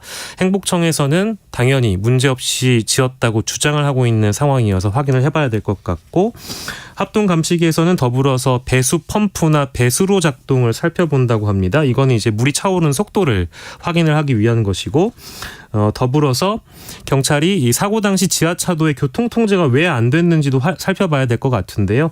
왜냐하면 지금 5명의 사망자가 발생한 이 747 버스가 기존 노선이 아니라 왜 이 지하차도로 우회해서 왔는지를 확인을 네. 한다고 하고요. 그리고 청주시와 충북도가 침수 대비 시설이 혹시 미비하게 설치해 놓은 건 아닌지 등을 살펴볼 예정인데 중요한 건 사실 경찰과 소방 당국도 늑장 대응을 했다는 지적이 좀 있어서요. 사실은 경찰 같은 경우에는 지금 충북 전담 수사본부 구성원을 전격 오늘 교체를 했습니다. 새 본부장을 서울경찰청 광역수사단장이 맡게 되는데 즉 기존 구성원들도 부실 대응에 책임이 있다. 이제 이런 배경이 있는 점으로 확인을 해주시면 될 것 같고요.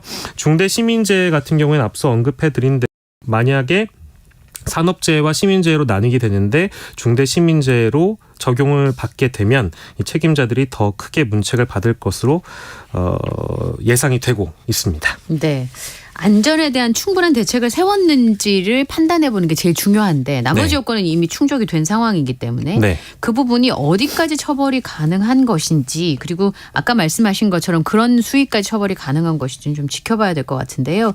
서해안 해변도 몸살을 앓고 있다면서 이번 비 피해 때문에요? 네, 그렇습니다. 서해안 해변은 사실상 그 사진들을 이제 보도를 확인해 보시면 뭐 거의 쓰레기 바다라고 언급을 해도 무방할 정도로 굉장히 흙탕물과 쓰레기로 뒤덮여 있습니다. 네. 일단 두 장면이 보이는데요. 하나는 전남 목포시 목포항의 상황이 상세히 이제 언론을 통해 묘사가 되고 있는데 바다 색깔은 뭐 온통 황토색이고요. 영산강으로부터 유입된 흙탕물과 쓰레기로 인해서 항구가 뒤덮여 있습니다. 뭐 이쪽뿐만 아니라 하구 유역이나 강물이 빠져나가는 바다 쪽은 대형 쓰레기 그리고 뭐 수풀 풀 이런 것들이 급류에 휩쓸려 가지고요. 사실상 쓰레기 섬들이 많이 생겨서 관계 당국에서 이런 쓰레기들을 수거하느라고 진땀이라고 합니다. 복구에는 시간이 꽤 걸려서 한 주, 두 주의 문제가 아니라 짧아야 1개월이라고 얘기를 지금 하고 있고요. 우선순위를 지금 정해서 치우고 있는데도 수억 원의 예산이 필요하다라고 지금 호소를 하고 있는 상황입니다.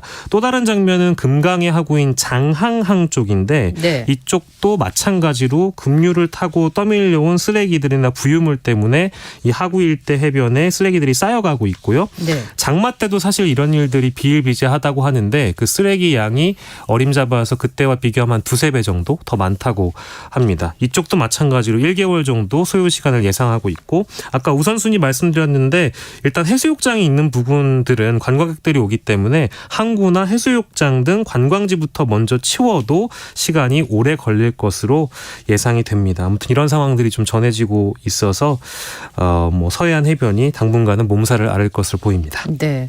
폭우 피해로 인한 피해도 큰일이지만 어쩌면 우리의 민낯이 자꾸 드러나는 거 아닌가 싶은 네. 느낌을 지울 수가 없네요. 비가 계속 오다가 무더위가 찾아와서 전국에 폭염주의보가 내려졌죠. 참. 네. 우리만 참 더운 건 아니고 네. 지구촌도 덥고 대한민국도 지금 펄펄 끓고 있는 상황이긴 한데 오늘도 더웠습니다. 오늘 오전 10시에 지금 동해안 등 일부 지역을 제외해서 전국 대부분 지역에 폭염주의보였고요. 네. 오는 21일까지 이 더위가 지속된다고 하고 일부 지역에서는 폭염경보로 더 단계가 격상되는 곳도 있을 수 있다고 하니까 건강관리 주의하셔야 될 것 같고 오늘 오후 4시 기준으로 해서 낮 최고 기온을 보면 서울이 32.3도였고요. 인천 30.2도, 경기 광주가 35.3도, 대구가 30.3도, 광주 광역시가 30.8도 등이었습니다. 아무쪼록 그 건강관리에 유의하셔야 되는 부분은 일반 시민이나 국민분들도 더 그렇겠습니다만 당분간 수해로 인한 복구 작업이 많이 이어지잖아요. 현장에 계신 분들께서도 수분 섭취 충분히 해주셔야 될 것 같고 21일까지 더위가 이어진다고 하니까 건강관리에 각별히 유의하셔야 될 것 같습니다. 네, 현장에 계신 분들은 잠은 제대로 주무시는 건지 식사는 제대로 하시는 건지 그런 게 걱정되고요. 네. 사실은 집으로 돌아가시지 못한 이재민 분들이 많이 계시잖아요. 네. 근데 아무래도 상황이 집보단 열악할 수밖에 없기 때문에 심지어는 이재민들이 대피해 있는 대피 장소에 코로나가 또 감염이 돼서 또 격리되시는 분들도 생겨가지고 그런 부분도 좀 걱정입니다. 예. 아까 그러셨잖아요. 우리만 더운 게 아니다. 네. 유럽도 뭐 어마어마한 온도를 기록을 하고 있던데 네. 안 더운 데가 없는 것 같아요. 지구촌이 폭염으로 몸살을 앓고 있는데 주요 도시만 언급해드리면 아마 오늘 방송 들으시는 시청자 여러분들이 매우 깜짝 놀라실 겁니다. 일단 남유럽, 중동, 미국 남부, 중동 이 북반구 주요국의 최고 기온이 섭씨 40도를 넘겼고요. 네. 그래서 일부 유럽 국가들은 지금 관광객들 건강도 위험하기 때문에 관광지를 좀 폐쇄하는 조치들을 취하고 있는 상황이고 일단 이탈리아 라치오 기상청에 따르면 로마의 최고 기온, 이탈리아 수도 로마의 최고 기온이 41.8도였고요. 이게 로마에서 관측된 기온 가운데 역대 최고 기록이었다고 합니다. 예. 그리고 이란 남부 페르시안 걸프 국제공항에선 기온이 66.7도였습니다. 저도 눈으로 의심했어요. 잘못 본 거 아니죠? 아니었습니다. 66.7도가 맞고요. 그리고 아시아로 가면 중국 북부 신장 위구르 자치구 저지대가 지난 16일 52.2도. 이게 참 이상 기온이라고 뭐 익숙한 장면이긴 합니다만 그 어떤 온도가 체감이 안 돼서요. 놀랍기만 한 정도고 미국 남부로 가볼까요? 미국 남부는 한 달 가까이 지금 폭염이 이어지고 있는데 애리조나주 피닉스에서는 역대 최장기간의 더위가 있고 지금 현재 피닉스의 스카이하버 국제공항에서 측정된 기온이요. 47도였다고 합니다. 미국도 많이 덥죠. 이 정도면 거의 사막 한가운데 있는 거나 다름이 없을 텐데. 그렇습니다. 예. 뭐 그러다 보니까 이제 화상을 실제 길바닥에서 이제 주무시는 노숙자 같은 분들은 피닉스 중심부에서요. 2도 화상을 입는 사례가 속출한다고 하고요. 유럽 각국은 관광객들이 더위 먹진 않을까 아무튼 보호 조치를 마련하고 있다고 합니다. 좀 다른 얘기긴 합니다만 인도에서는 폭우가 계속되고 있어서요. 유네스코 세계문화유산인 타지마할 이쪽에는 외곽 성벽까지 물이 차올라서 지금 침수 우려가 또 제기되고 있다고 하니까 지구촌 곳곳이 이상 기후로 몸살을 앓고 있는 건 사실인 것 같습니다. 네, 이렇게 되면 곡물이나 뭐 농사가 제대로 안 될 텐데 네. 또 서민들은 그런 게 걱정이네요. 자, 지금 여러분께서는 KBS 1라디오 김성환의 시사야와 함께하고 계십니다. 뉴스를 어떻게 전해드려야 될까요? 초등학교 선생님이 네. 교사가 학생에게 폭행을 당해서 전치 3주 진단을 받는 사건이 발생했어요. 예, 이거 실제 있는 일입니다. 초등학교 학생이 교사를 폭행했습니다. 전치 3주 상해를 교사가 입었는데요. 오늘 이제 교육계에 따라서 보면 서울 양천구 소재의 초등학교입니다. 6학년 담임을 맡고 계신 A 교사가 지난달 30일에 있었던 사건이 오늘 보도가 된 건데 자신이 맡은 반 학생인 B군에게 폭행을 당했고요. B군이 A 교사의 얼굴을 수십 차례 가격하고 바닥에 쓰러뜨렸고요. 가위와 탁상 거울을 A 교사에게 던진 것으로 전해지고 있는데 그런데 이 장면을요. 학생들이 다 봤습니다. 선생님은 더 충격이겠지만 학생들도 굉장히 겁을 많이 먹고 충격에 빠져 있을 것으로 보이고요. 이 B군의 사연은 분노 조절 장애가 있어서 매일 1시간가량 특수반 수업을 듣고 있는 것으로 알려졌는데 사건 당시에 왜 갈등이 벌어졌는지 보면 A 교사가 상담 수업 대신에 나는 체육 수업을 가고 싶다라고 B군이 주장을 해서 그걸 설득하고 말리다가 폭행을 당한 것으로 전해지고 있고요. A 교사가 전치 3주 상해 그리고 PTSD 즉 외상 후 스트레스 장애 등의 진단을 받고 지금 학교에 출근을 하지 못하고 있는 그런 상황인데 더욱 충격적인 것은 이번이 처음이 아니었습니다. 지난 3월에도 한 차례 이 B군이 A 선생님을 폭행한 바 있어서 이미 정신과 치료를 받고 있었던 상황이었고요. 지금 들어주시는 시청자 여러분들과 청취자 여러분들과 우리 이 앵커님 저를 포함한 모든 분들께서는 이 스토리가 흘러가는 어떤 예상의 범주가 있을 텐데 지금 이 얘기를 전해드리면 좀 놀라실 수도 있을 것 같습니다. B군 측의 입장이 좀 다른데요. 우울증 약을 먹고 있고 경계선 지능에 해당하는데 우리 자녀를 신경을 좀 써달라고 요청을 했는데 A 교사가 B군만 차별하고 혼내서 벌어진 일이다라고 주장을 하고 있습니다. 그러니까 B군이 피해자다. 아들이 피해자라면서 도리어 이제 A 선생님과 동료 교사들을 교육청에 신고를 하겠다고 지금 밝히는 상황이거든요. A 선생님도 그간 버텨왔는데 법적으로 일단 대응하겠다. 이번 주 중에 B군을 상대로 형사고소 또 부모를 상대로 민사소송 제기한다고 합니다. 교권보호 얘기가 계속 나오고 있는데 이 선생님은 앞으로 더 교단에 서시기가 쉽지 않을 거란 생각이 좀 들거든요. 네. 동료 교사들이 결국 들고 일어났다면서요? 네, 상황이 이렇다 보니까 이제 동료 선생님들도 힘을 보탠 것 같은데요. 교권보호위원회를 오늘 열었다고 하는데 이게 너무 이제 늦었다는 비판이 나오고 있습니다. 너무 대응이 늦어진 것 아니냐라는 얘기고 교보위가 보통 사건이 발생하면 일주일에서 열흘 사이에 열리고요. 21일 전까지 개최가 돼야 된다고 합니다. 근데 너무 늦게 열렸고 교육지원청인 학교통합지원센터에서도 피해 교사에 대한 적극적인 지원 등의 역할을 하지 못했다라고 지적을 하고 있는 거고 그러다 보니까 동료 선생님들이 탄원서를 온 오프라인을 통해서 1,800장이나 접수를 했다고 A 선생님의 법률 대리인 측이 밝히고 있습니다. 그리고 지금 우리가 이 뉴스뿐만 아니고 사실 지금 학교에서 발생하는 사안에 집중을 해야 되는 이유가 두세 시간 전에 언론에 또 다른 보도가 있었거든요. 네. 서울 소초구에 소재한 초등학교 1학년의 담임교사가요. 교실에서 극단적 선택을 했다는 뉴스가 커뮤니티와 포털에서 지금 공유가 되고 있습니다. 이유가 뭡니까? 이유는 아직까지 지금 단언할 수는 없는데 저연차에 속하는 선생님이시고요. 교육청 관계자에 따르면 학생들 등교 시간 전에 현장에서 발견됐고 학생들이 충격받을까 봐 일단 병가 출장 갔다라고 공지를 했다고 하고 유서가 없고요. 관계당국에서 조사 중인데 서울 교사노조에 따르자면 최근 반 학생의 학교폭력 사안을 처리하던 중에 학부모 측의 지속적인 민원에 시달렸다. 이런 정도의 내용까지 나온 상황이고요. 이게 커뮤니티를 중심으로 해서 왜 공유가 뉴스가 더 발빠르게 되어지고 있냐면 이건 확인을 더 해봐야 되겠습니다만 일부 인터넷 언론에서는 한 발 좀 더 나아간 보도가 있습니다. 학폭 사안을 처리하던 중에 지속적인 민원을 제기한 학부모가 모 정당 소속의 국회의원이다. 이제 이런 보도까지 나온 상황이어서 아직은 확인을 더 거쳐야 되는 내용입니다만 앞에 소개해드린 내용과 함께 아무튼 학교에서 벌어지고 있는 여러 사건들에 대해서 네티즌들은 반드시 진상규명을 해서 피해자가 없도록 억울한 일이 없도록 해야 되겠다라는 비판의 글들이 쇄도하고 있습니다. 네. 키우는 엄마 입장에서 이래저래 참 마음이 씁쓸합니다. 오늘 여기까지 밤참 뉴스 마무리하겠습니다. 네. 지금까지 박영식 시사평론가와 함께했습니다. 고맙습니다. 감사합니다.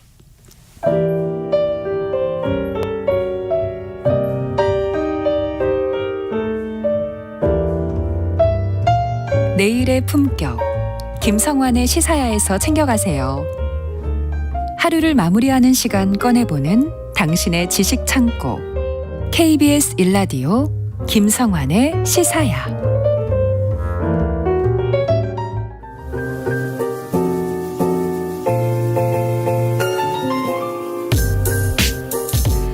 네, 흥미로운 미술의 세계로 안내해드리겠습니다. 미술랭 가이드 오픈갤러리 홍지혜 디렉터와 함께합니다. 어서 오십시오. 네, 안녕하세요. 네, 오늘은 상반기 미술실장을 결산해 주신다고 말씀을 들었습니다. 네, 예. 어느덧 2023년도 반이 지나갔잖아요. 너무 아쉽습니다. 네. 한 거 없이 또 6개월을 그러게요. 낭비했습니다. 국내외에서 모두 상반기 미술시장을 진단하는 리포트가 나왔어요. 그래서 오늘은 국내 미술시장을 위주로 상반기 동향 한번 소개해드리고자 하는데요. 국내외 미술시장이 지난 2년간 굉장히 빠른 속도로 성장을 했거든요. 아마 체감을 하셨을 수도 있을 것 같아요. 이를테면 예전에는 미술이라고 하면 좀 그들만의 세상 같다거나 이랬는데 미술 작품을 사려고 오픈런을 한다라는 뉴스를 좀 보신다거나 아니면은 미술품 투자인 아트테크에 관심 갖는 사람들이 주변에서 좀 많아진 거 좀 느끼셨어요?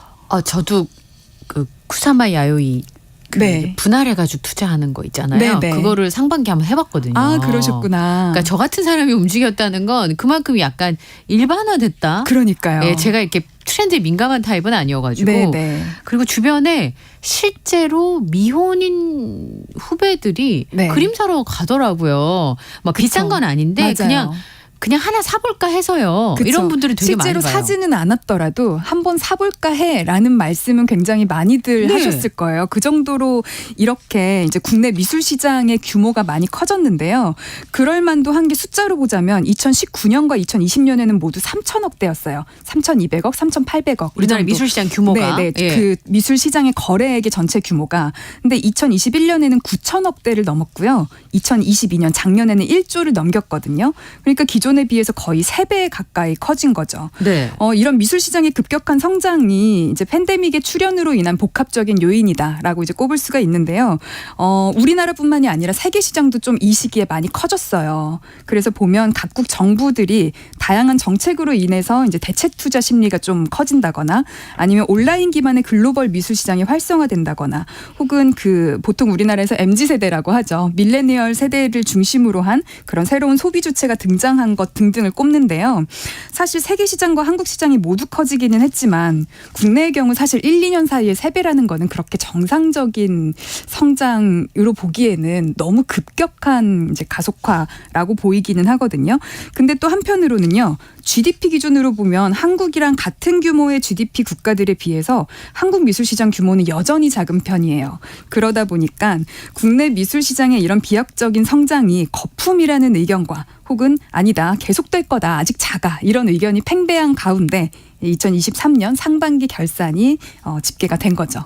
어느새 미술시장 정도에는 관심을 가질 만한 상황이 됐다는 데는 아마 이견이 없을 것 같은데 네. 그게 돈 벌려고 그림을 보러 가는 거냐 그림을 보러 가서 그림을 사는 거냐 이제 네. 그런 차이가 좀 있지 않을까 싶거든요. 네. 근데 사실 미술이 그림은 없어도 제가 밥 먹는 데는 아무 문제가 없기 때문에 예. 네. 그래서 사실은 경기에 영향을 많이 받을 거예요.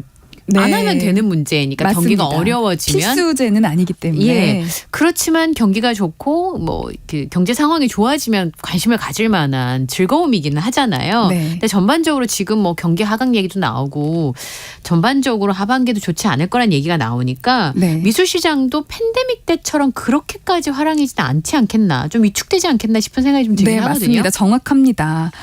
지난해 같은 기간에 미술시장 경매시장 그 규모랑 비교를 했을 때요. 56%에 머물렀습니다. 거의 반토막이라고 할 수가 있죠. 네. 근데 이게 이제 경매시장만 비교한 결과이기는 한데요. 화랑 아트페어 경매시장의 추이가 비슷한 흐름 속에 있기 때문에 아마도 전체 미술시장의 규모도 아마 지난해 대비 저조할 거다라는 예상이 되기는 하거든요. 하지만 비약적으로 성장했던 21년이나 22년에 비해서 위축된 거는 사실이지만 그 이전 시장에 비해서는 여전히 우상향의 흐름 속에 있기는 한 거예요. 그러다 보니까 이제 그 주식이나 부동산 시장을 통해서 경험하셨겠지만 오히려 이런 상황 속에서 기회가 있다는 점을 또 감안하시는 분들도 계시고 그래서 이번 기회에 또 2023년의 미술시장 흐름 관심 가져보셔도 좋을 것 같습니다. 제가 2023년 이 상반기 경매시장에서 이제 좀 결산해서 눈여겨볼 점이요. 조선백자가 아까 말씀하신 쿠사마를 앞질렀다는 겁니다. 제가 이름 아는 정도 아티스트면 진짜 유명하잖아요. 그렇죠. 근데 쿠사마 야요이는 사실은 좋아하는 분들이 되게 많아서 뭐 섬도 있고 네. 특별관도 있고 이런데 그러니까요. 조선의 백자가 쿠사마 야요이를 앞섰다는 건 무슨 의미가 있을 것 같아요. 그게. 우선은요. 지금까지 매년 경매 결과에서 쿠사마 야요이는 두 가지 측면에서 가장 높은 편이었거든요. 첫 번째는 상위 낙찰가 순위. 그러니까 개별 작품 있잖아요. 작품 한 점 한 점이 비싼 순위에서도 늘 상위 랭킹이었고, 두 번째는 작가별 낙찰 총액, 즉 작품 하나하나의 값은 낮아도 거래된 작품 수가 많으면 이 낙찰 총액이 늘어나거든요. 이거 둘 다 쿠사마가 굉장히 높았는데요.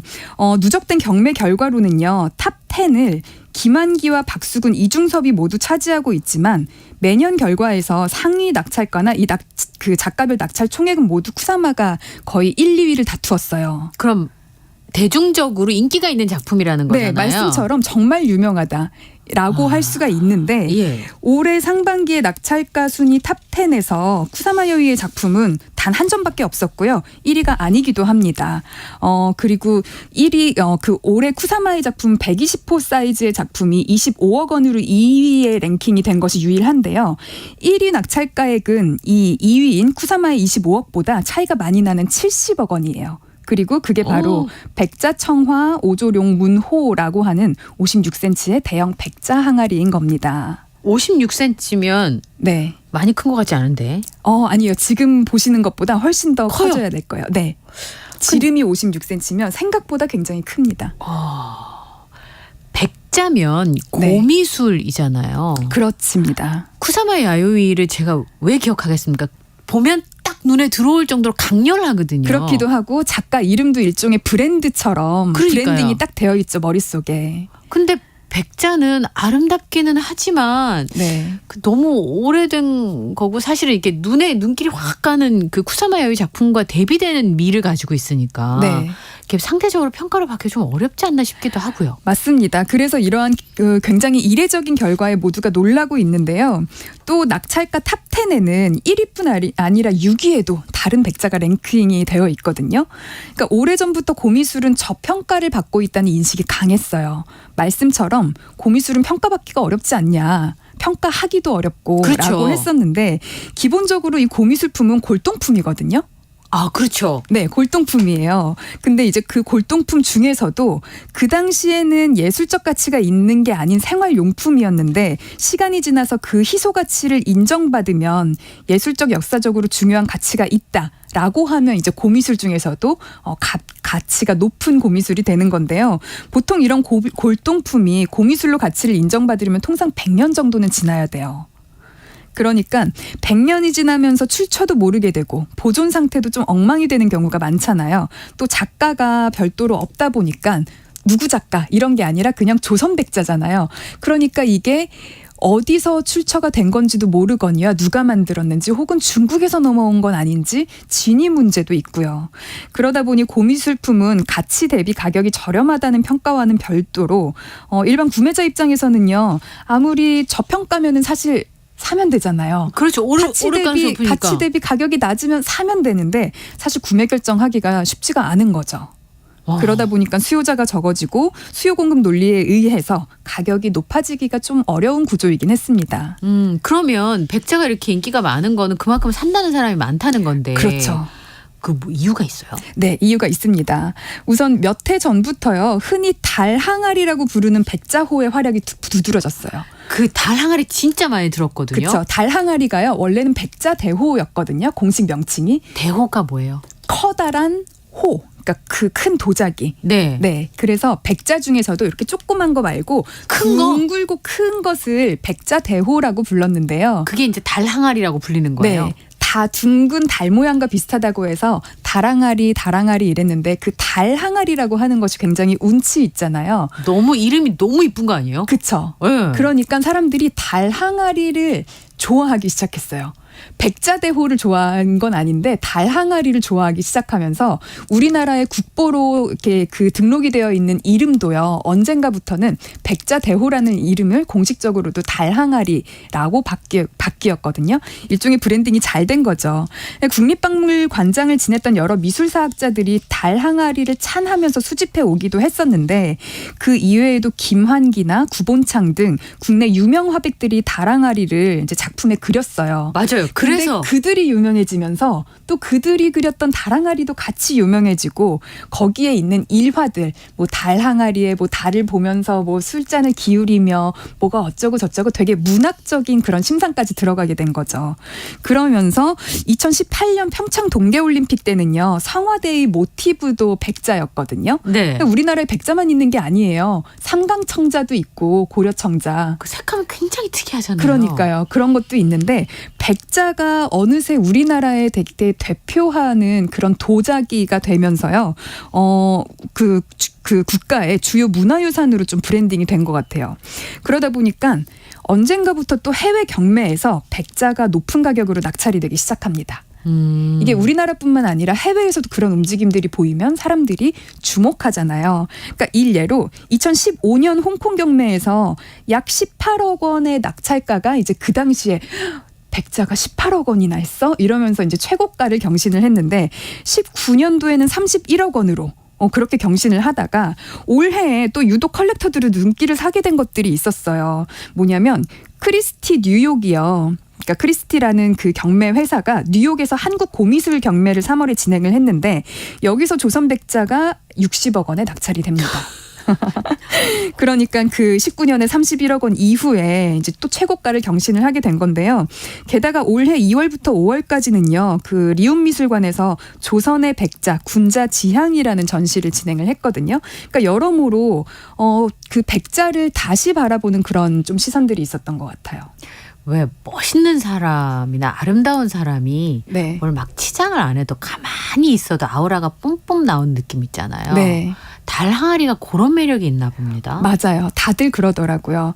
그러니까 사실 삼강청자의 그런 청자 기법이나 색이나 이런 게 훨씬 더 화려하기도 하고 이제 훌륭한데도 불구하고 그리고 달 항아리가 어떻게 만드냐면요. 한 분에 이렇게 빚어내기 힘들거든요. 우리 왜 그 뭐 사랑과 영혼에서 이렇게 도자기 빚는 것처럼 그렇게 체인드 멜로디 흐르고요. 네. 네. 그렇게 빚어서는 사실상 그 달 항아리에 커다란 걸 만들 수가 없어요. 56cm나 되는. 그럼 어떻게 만들어요? 반구 형태로 그러니까 대접처럼은 빚을 수 있거든요. 네. 대접 2개를 빚은 다음에 2개를 합쳐서 가운데를 이렇게 이제 좀 이렇게 뭐라 그러죠? 붙여가지고. 네, 붙이는 겁니다. 그러면은 그 이음새가 사실상 좀 찌글찌글할 수밖에 없어요.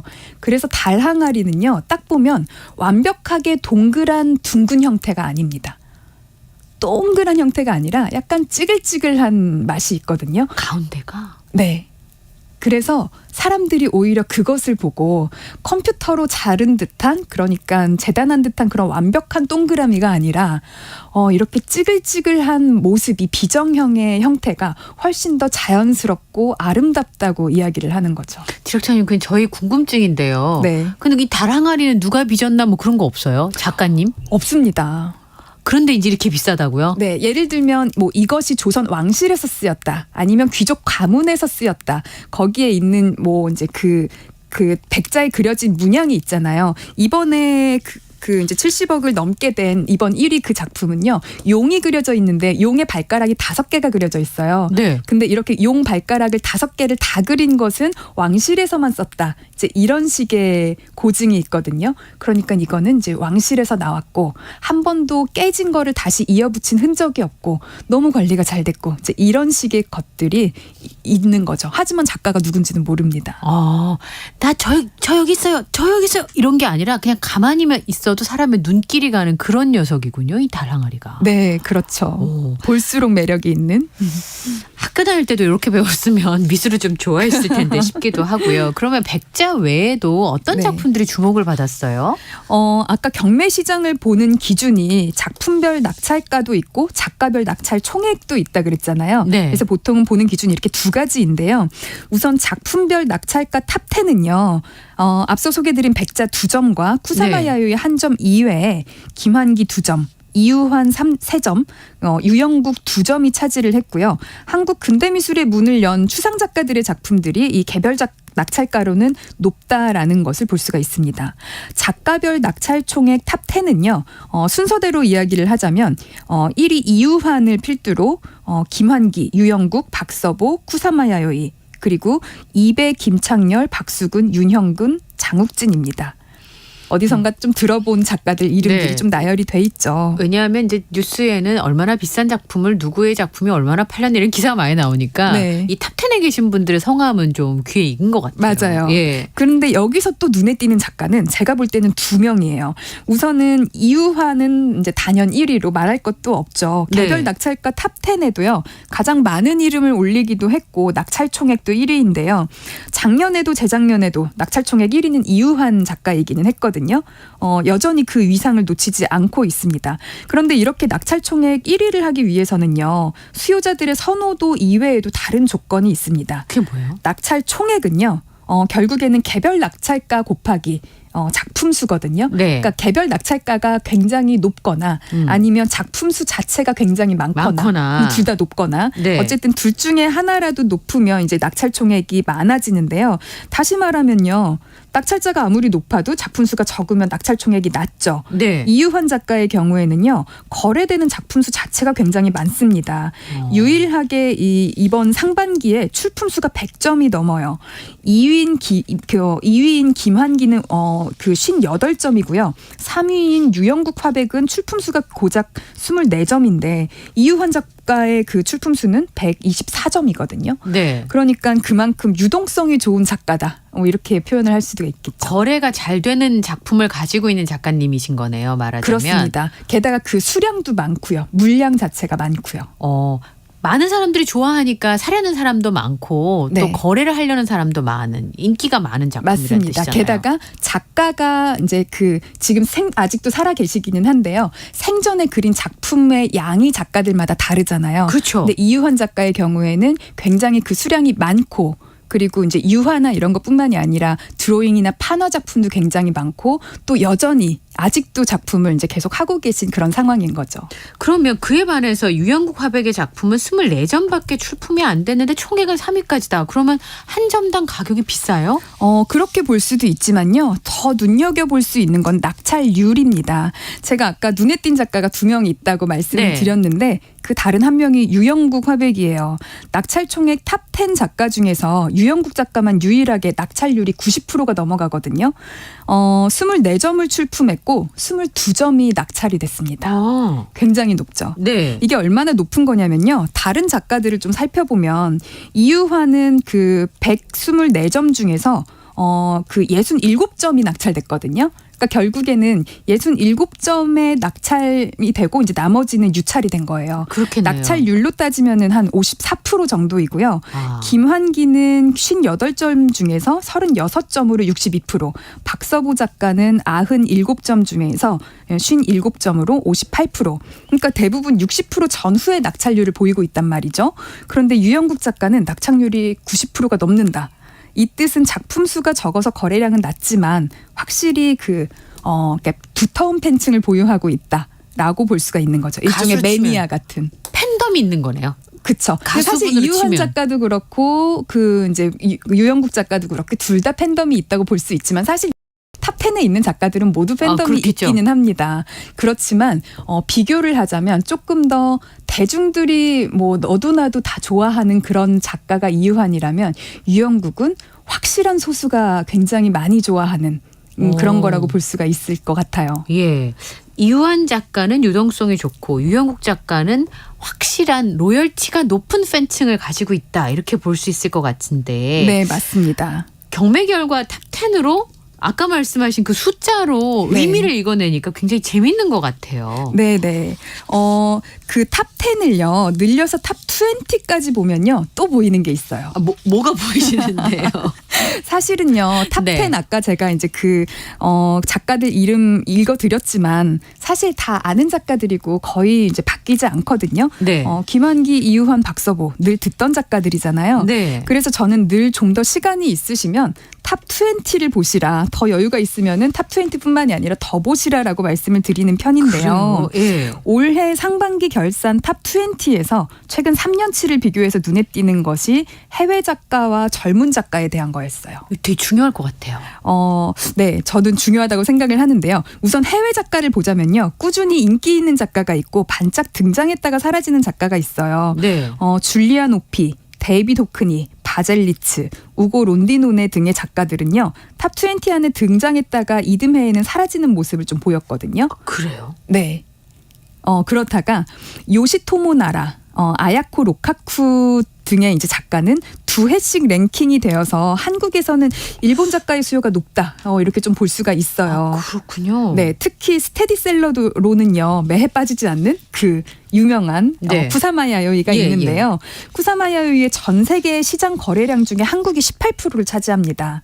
특히 본국인 일본에서도 일본의 거래량이 전 세계 시장의 18%이고 미국도 13%인 걸 감안하면 한국에서 쿠사마가 유독 인기가 좋다는 걸 알 수가 있겠죠. 왜 그럴까요? 우리나라에서 왜 이렇게 일본 작가들의 인기가 좋은 겁니까? 아마 두 가지 측면 때문에 그런 것 같아요. 우선은 물리적으로 접근성이 좋아서 거래 물량이 많이 풀리고요. 아까 말씀드렸던 그 한 해의 이때가 이듬해에 사라졌다는 그런 해외 작가들은 유명하기는 하지만 그리고 접근성이 좋고 물량만 많다면 여전히 상위 랭킹에 계속 있을 수 있지만 사실 접근성 바다 건너오기가 쉽지가 않거든요. 그런데 일본은 물리적으로도 정말 그 거리가 가깝다 보니까 아무래도 네, 물량이 정말 많이 풀리고요. 또 비슷한 아시아권의 문화를 갖고 있다 보니까 그들의 작품 속에 깃든 그 일종의 철학 있잖아요. 철학이나 개념 이런 거에 좀 공감을 많이 하는 것 같아요. 그다음 제가 탑 20에서 눈여겨보는 것이 젊은 작가인데요. 예. 사실 환갑 미만의 젊은 작가는 거의 올라오지 않습니다. 제가 젊은 작가라 그래놓고 환갑 미만이라 그래서 좀 놀라셨을 것 같은데 20, 30대 말씀하시는 줄 알았습니다. 사실 미술계에서는요. 이제 환갑 이하 이제 50대까지도 굉장히 젊은 작가이고요. 보통 이제 21년도까지도 계속 상위 랭킹 되어 있던 작가들은 20년도까지 대부분 70살이 넘으신 분들이 대부분이었어요. 젊은 분이 계셔봤자, 그러니까 이를테면 21년도에도요 가장 젊은 작가가 1940년대생이었거든요. 대부분 1930년대생인데 48년생인 김태호 작가가 그 당시에 73살로 가장 젊은 편이었어요. 여기 명함 아무데나 못 내밀겠네요. 그렇죠. 예. 왜냐하면은 우리나라에서 누적된 탑 10이다 보니까 탑 20 이렇다 보니까 과거에 이미 작고하신 분들의 작품도 계속 쌓여 있잖아요. 그들의 명성이 어디 가지 않다 보니까 이곳에 이름을 올리기가 웬만큼 뭐 1흔 넘지 않으면 어려운 그런 상황이었는데 22년도에는요 50년대 작가와 그 50년대생 작가와 80년대생 작가가 3명이나 랭크되었고요. 어이구. 56년생 이배, 82년생 아야코 로카쿠, 88년생 김선우 작가였습니다. 근데 올해는요. 김선우 작가는 제외되고 이배 작가는 6위에 아야코 로카쿠는 11위에 랭크되었는데 달동네 작가로 유명한 또 70년생 정영주 작가가 19위에 새로 편입이 되었죠. 근데 그 20에 들었다가 빠지는 경우는 어떻게 봐야 되는 겁니까? 이게 기대와 거품 양면이 사실 존재하기는 합니다. 이렇게 무섭게 치고 올라왔다가 빠지는 경우에 그럴 줄 알았다. 거품이다. 아니다라고 하시는 경우도 있는데 꼭 그렇지만은 않고요. 네. 낙찰 총액은 개별 작품의 가격이 높은 것뿐만이 아니라 출품 수도 중요하다 그랬잖아요. 네. 젊은 작가의 경우에는 그동안 거래된 작품의 절대적인 량이 50년씩 활동하거나 그렇죠. 작고한 작가에 비해서는 적을 수밖에 없겠죠. 그래서 보통 한 작가가 떠오를 때 그 물살을 타서 그동안 갖고 있던 컬렉터들이 그 경매에 다 출품을 하니까 첫 해에는 출품작이 몰려서 숫자가 충분하지만 이듬해는 줄어들 수밖에 없거든요. 그래서 탑 20에 반짝 올랐다가 제외됐다고 해서 거품이라고 생각하지 마시고 계속 눈여겨보셔도 좋을 것 같습니다. 야, 여기 이름 모르기 정말 어렵네요. 예. 네. 미슐랭 가이드 오늘 시간은 마무리하겠습니다. 굉장히 많은 걸 읽을 수 있었던 시간이었습니다. 오픈갤러리 홍재 디렉터와 함께했습니다. 고맙습니다. 네, 감사합니다. 네, 김성원의 시사야 오늘 순서는 여기서 마치겠습니다. 모바일 쿠폰 당첨자는 홈페이지 공지사항에서 확인하실 수 있고요. 편안한 밤 되십시오. 전 내일 다시 찾아뵙겠습니다. 지금까지 뉴스캐스터 이현경이었습니다. 고맙습니다.